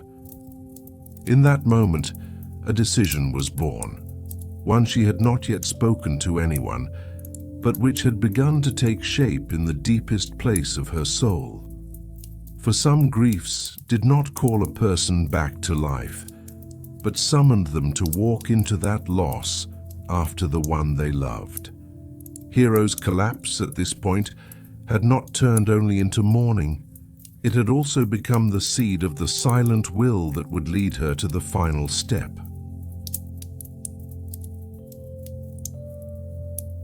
After Leandros had been taken away from the shore, Hero returned to the tower and felt deep within herself that she was no longer the same person who climbed those stairs, breathed in that same room, and looked at the Strait through that same window. The movements that continued in the temple throughout the day, the whispering voices, the increasingly harsh looks of the older priestesses, and the uneasy steps of the servants remained for her nothing more than distant echoes that had lost all meaning. For the real truth stood outside and above the whole world, fixed in the weight of that cold body she had seen on the shore that morning. When she entered the tower chamber, she noticed that the cloth she had draped over Leandros's wet shoulders through so many nights, the stone ledge where he had sat, the lamp their hands had touched, and even the wind they had listened to together in silence had all taken on another language. Everything remained in the same place, but now each object carried not the memory of love, but the irreversibility of loss. For a long time, Hero stood in the middle of the room, not even thinking to fold her hands, only trying to breathe. But even breathing felt heavy and meaningless to her. For although her body continued to live, her soul had suffered a deep fracture that morning on the shore beside Leandros. After that hour, living no longer seemed to hold any meaning beyond bearing witness morning and evening to the absence of the man she loved. As the day went on, the silence in the temple also changed, and no longer merely intuition but open suspicion began to surround Hero. No one directed an accusation at her openly, but the glances hidden from sight, the sentences left unfinished, and the silent attention with which they watched her withdraw into the tower showed that the secret no longer remained only between two hearts. Even so, that danger, arriving too late, no longer held any importance for Hero. The vow of virginity, the duty of priesthood, devotion to the goddess, and her reputation in the eyes of the world had all turned into hollow shells after the scene she had witnessed on the shore that morning. Once, she had knelt before the altar and made that vow in all her purity, believing that by mastering her heart, she could live a safe life. Then Leandros had come and shown her that this safe life had in truth been nothing more than an unlived silence. And now, at the end of that same love, neither the comfort of sacred order nor the restraining force of the fear of sin remained. When Hero realized this clearly, the guilt inside her also took on a new shape. She no longer blamed herself only for Leandros's death. She also felt that she could not bear the weight of the life she would be forced to continue after him. That thought was dangerous, dark, and deeply destructive. Once it was born, it did not withdraw, but slowly began to cover her entire being. As evening approached, the remnants of the storm still moved over the Strait, and the sky closed in slowly under the faded color of lead. Hero remained in the tower all day, eating almost nothing and sharing no true words with anyone. At one point, she looked at the lamp in the window, the small flame that had gone out the night before and left everything in darkness now stood cold and motionless. When she moved closer to it, she felt that the lamp no longer looked like a sign of hope, but like the silent memory of all the nights that had passed. This light, which had guided Leandros to her through the darkness night after night, and had finally witnessed his last swim, now stood only as the silent witness of a fate that had reached its end. When Hero placed her hands on the bronze body of the lamp, the coldness of the metal merged with the coldness of the body she had touched that morning on the shore. In that moment, the last resistance inside her largely collapsed as well, for she now understood that she could no longer remain in that room and go on living with the echo of the nights that had passed. Every stone, every shadow, every sound of the wind led her back to Leandros, but not to the man she loved, only to his absence.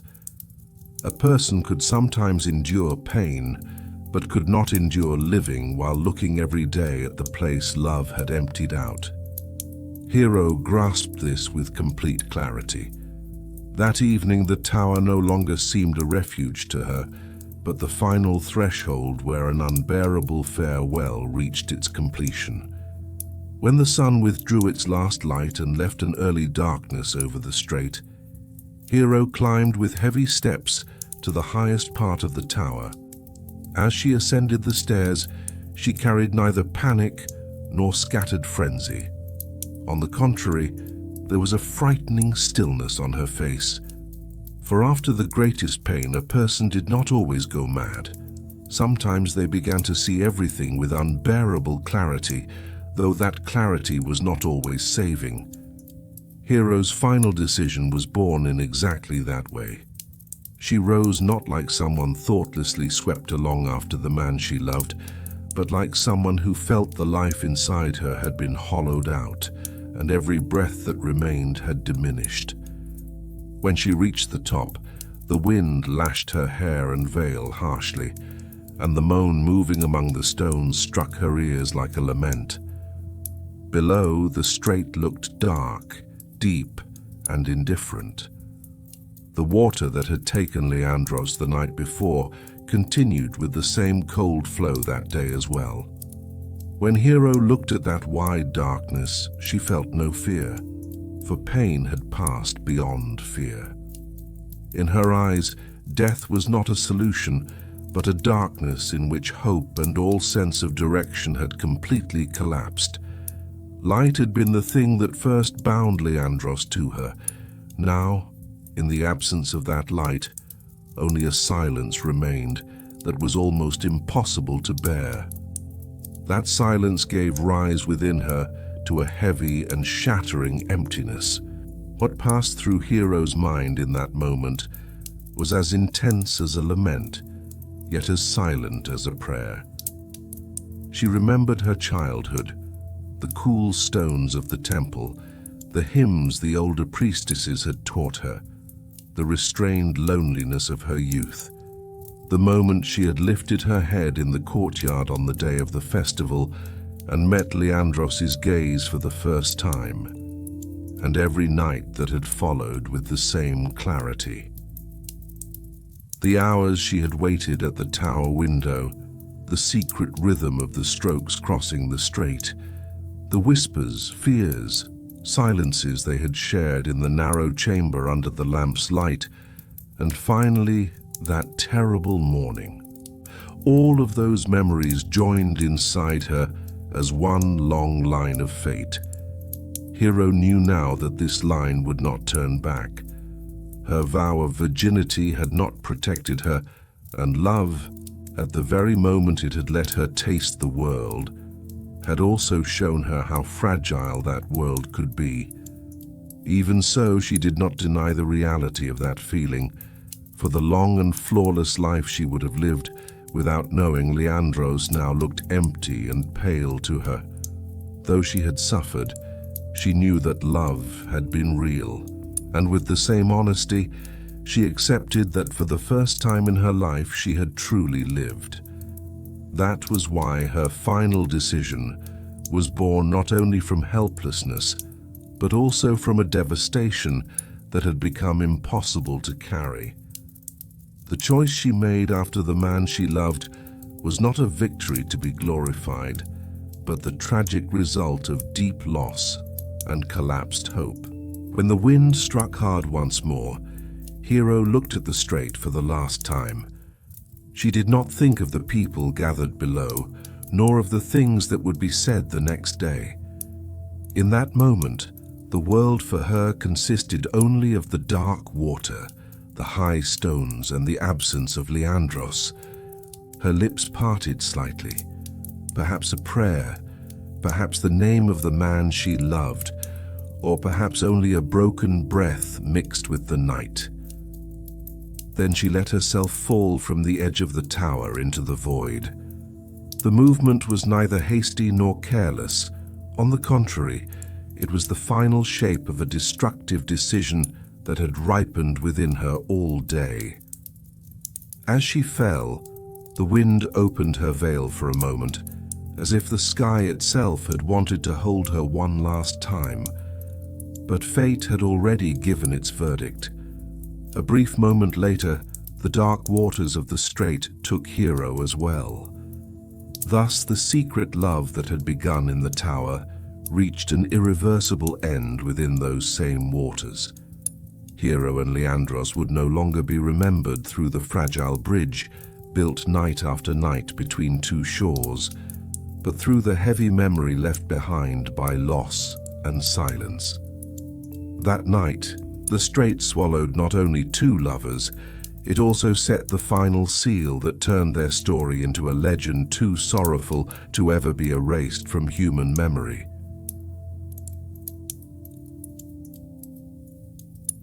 When that ill-fated night ended over the fierce waters of the Hellespont, morning did not bring only a new day. It also left behind a grief that could never be erased from the memory of both shores. Dawn did not settle over Sestos and Abydos like a bright hope, but like an ash-colored silence left behind by the night. On the European shore, Hero, the priestess devoted to the service of Aphrodite, and known as much for her dignity as for her beauty, no longer lived. On the opposite shore, Leandros, the young and noble son of Abydos, no longer struggled against the dark waters of the Hellespont. Two lives that had once been bound together at night by a secret light now lay side by side within the silence of the same disaster. When the pale light of morning revealed the stones at the foot of the tower, the rocks, the wet moss, and that heavy truth returned by the sea, the fire of love that had burned quietly for so long on both shores of the Strait seemed to have gone out at last. But some fires did not vanish when their flames died. They turned to ash, and then became a more lasting light in the shared memory of humankind. The story of Hero and Leandros became exactly such a fire. When their lifeless bodies were found on the shore, even nature itself seemed to slow its cruel course for a brief moment. The sea, which had swelled in anger all night, lowered its roar in the first hours of morning, and the wind had withdrawn from the savage force that had extinguished the lamp. When Hero gave her final breath, she had cast herself into that void and fallen upon her lover, who had already lost his own breath. The vows, the shores, the currents, and the darkness of the night that had stood between them throughout their lives suddenly lost their power in the face of death. The pieces of Hero's purple-tinted garment spread across Leandros's chest, hardened by salt like a thin covering, as if she had wanted to cover the man she loved one last time and collapse over his body. Anyone who looked upon that scene could sense the same truth. The union that life had endlessly delayed had been sealed by the cruel ending of fate. For that reason, their final image was not only moving but also chillingly complete. What life had divided entered the same silence in death, and the peace they had never reached in life ended by leaving behind only an immense feeling of loss. The people of Sestos and Abydos understood very quickly that this had not been an ordinary loss. Some deaths did not take away only two people, they also changed the land where they happened. In the body returned by the sea, Leandros's family mourned not only a young son, but also a future that had been left unfinished. Those around Hero realized that they had noticed far too late the fire that had quietly grown within the stone walls of the tower. Until that day, they had never fully seen what deep inner war had been unfolding behind her measured glances, her heavy steps, and the dignity of her priestly life. Now, when they looked back, they could read a crack hidden in every silence, an anxiety concealed in every delayed breath, and a call buried in every glance turned toward the window. Stories began to spread that the two lovers had been buried side by side, that a funeral worthy of them had been held on the shore of the Strait, and that the people remembered their deaths not only with sorrow but also with respect. The human heart was moved by loyalty even in the face of disaster. Some found sin in their story, and others saw madness. But no one could say that this love had been nothing more than an ordinary passion. Leandros's golden hair had now become tangled with sea salt and seaweed, and Hero's breath, once associated with flowers and incense, had given way to the sharp iodine scent of the Strait. Even so, this change did not erase their story. On the contrary, it made it grow. Poets, storytellers, and bards began to tell of their end not merely as a tragedy, but as one of the most fragile and unforgettable forms of love. Some interpreted the story as the final boundary of loyalty, saying, even death could not separate them. Others saw their end not as a victory, but as the cruel judgment of fate. Yet no matter through which eyes it was seen, one truth never changed. Although the story of Hero and Leandros ended in death, it was never erased from memory. That was why their story crossed the ages. People remembered not only happy endings, but also loves that carried a great cost. In fact, those were often the ones they remembered most. Pain deepened memory, and tragedy pulled a story out of time and carried it into the realm of myth. As time passed, the death of these two lovers ceased to be only the grieving memory of a coastal town. Ancient poets imagined that their souls rose into the sky, mingled with the stars, or remained together even in the underworld. In some tellings, Hero's lamp turned into a heavenly light that would never go out. In others, it was said that on stormy nights, fishermen still heard the sound of powerful strokes across the sea, and when the wind grew harsher, they heard a woman whispering as if she were praying. Of course, it was no longer possible to separate how much of this had been history and how much had been poetry. But that was exactly where legends were born. A real event grew within the emotions of the people. Then history and poetry blended together, and what emerged became a symbol carried by humanity for a very long time. That was the symbol of Hero and Leandros. They were not only two young people who loved each other. They became the face of the endless conflict between light and darkness, courage and excess, loyalty and destruction, desire and fate. What made this legend so powerful was not only the greatness of its feeling, but also its unbreakable bond with place. The story of Hero and Leandros was not a tale floating in the air. It was rooted in a real geography. The passage the ancient world called the Hellespont was the waterway we knew today as the Dardanelles. In the old accounts, Sestos was associated, in modern terms, with the European side of the Gallipoli Peninsula, and more generally with the area around Hellespont. Abydos was understood as an ancient settlement on the Asian shore of the Strait, linked to the line between the center of modern Çanakkale and Cape Nara.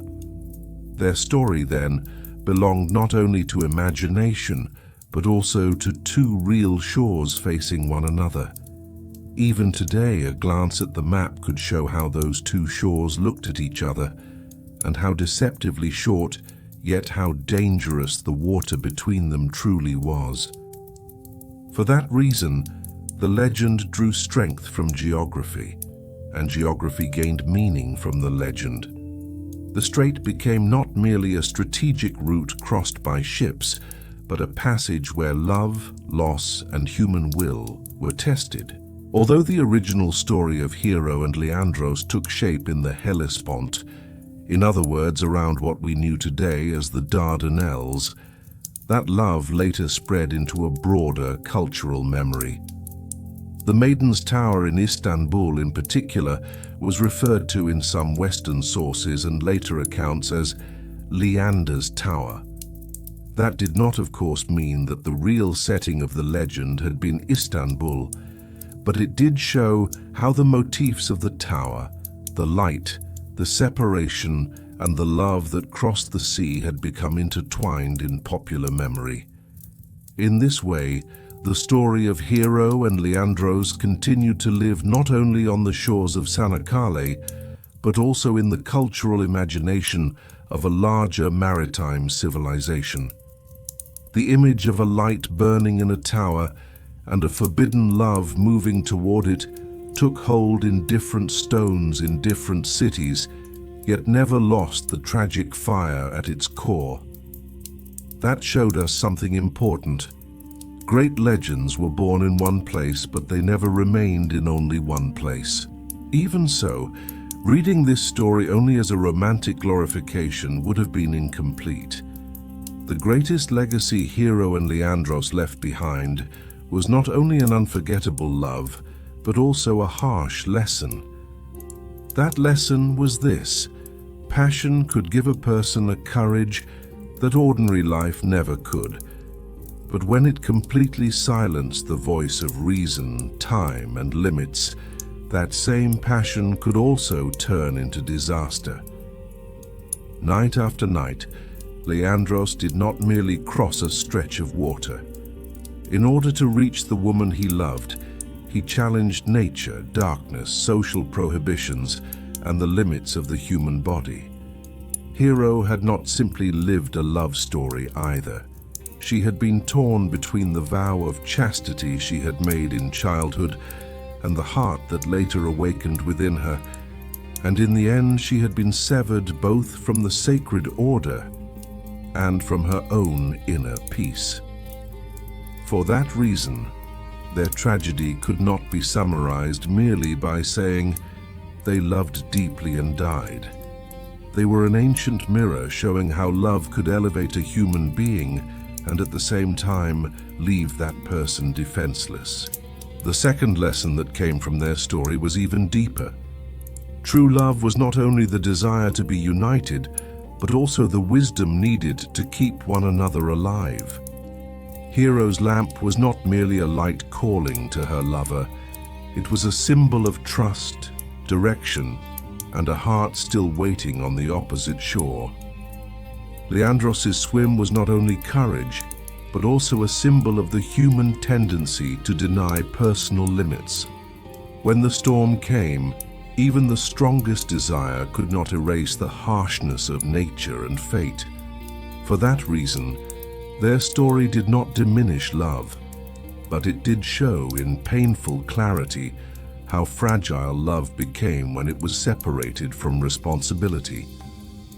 Perhaps that was why the story still felt relevant even today. In the modern world, screens had taken the place of lamps, towering cities had taken the place of towers, and digital signals had taken the place of letters, yet the two shores still remained. Sometimes they stood between two cities, sometimes between the fears of two people, and sometimes between trust and disappearance within a relationship itself. And even today, the extinguishing of a light, that is, the loss of trust, direction, or communication, could drive the human soul into a loneliness as deep as the loneliness of the ancient world. This story taught us one more thing. In the struggle between fate and will, a human being sometimes lost. But even that defeat did not have to be meaningless. Leandros' swim may have ended in death, yet his courage still made visible the human capacity to push beyond limits for the sake of love. Hero's final decision was destructive, yet her inner conflict showed that the human spirit was shaped not only by rules, but also by desire. That was why their story inspired admiration and offered warning at the same time. It lived not only to be praised, but also to be considered. Humanity had loved to tell stories of great love since the earliest ages. But what mattered most was not forgetting the cost hidden behind those loves. Hero and Leandros remained one of the oldest examples showing that love could be sacred, yet when it blinded a person, that same love could become an abyss. Today, someone looking out over the Dardanelles could no longer see the towers of the ancient world, the lamp once visible from afar at night, or the struggle of a lone young man fighting with his own body to reach the rocks. But the wind of the Strait still blew hard, its current was still strong, and the two shores were still both very near to one another, and yet separated by a certain degree of danger. That was why the story of Hero and Leandros never grew old. Its essence lay as much in geography as in human nature. In every age, someone followed a light, someone tried to cross a distance, and someone went beyond personal limits to reach what was loved. And in every age, the same question was born again. Did love make us wiser, or did it make us more vulnerable? Perhaps the true answer held a part of both. Love could give a human being both the greatest courage and the greatest fragility at the same time. And so the fire on both shores of the Strait did not go out with the death of two young people. On the contrary, another light rose from its ashes, a light that lived in human memory, grew on the tongues of poets, and sank into stones, waters, and stories passed down from generation to generation. Hero and Leandros were no longer only two names. They became the embodiment of the same fate across two continents, the reflection of the same fire on two separate shores. As long as the waters of the Hellespont, that is the Dardanelles of today, continued to flow, as long as nights carried darkness, winds carried changing direction, and human beings continued to love, their story would continue to live as well. Some loves were not merely lived. They burned, destroyed, taught, and then became legend. The story of Hero and Leandros was exactly such a story, more searing than seawater, shorter than human life, and longer than memory. I hope that as you end your day, this ancient epic has been a good story for you. I look forward to your comments and requests. Do not forget to follow my channel. May the darkness of the night and the rhythm of the sea bring you peace. Until we meet again in another legend, in the breath of another hero. Love.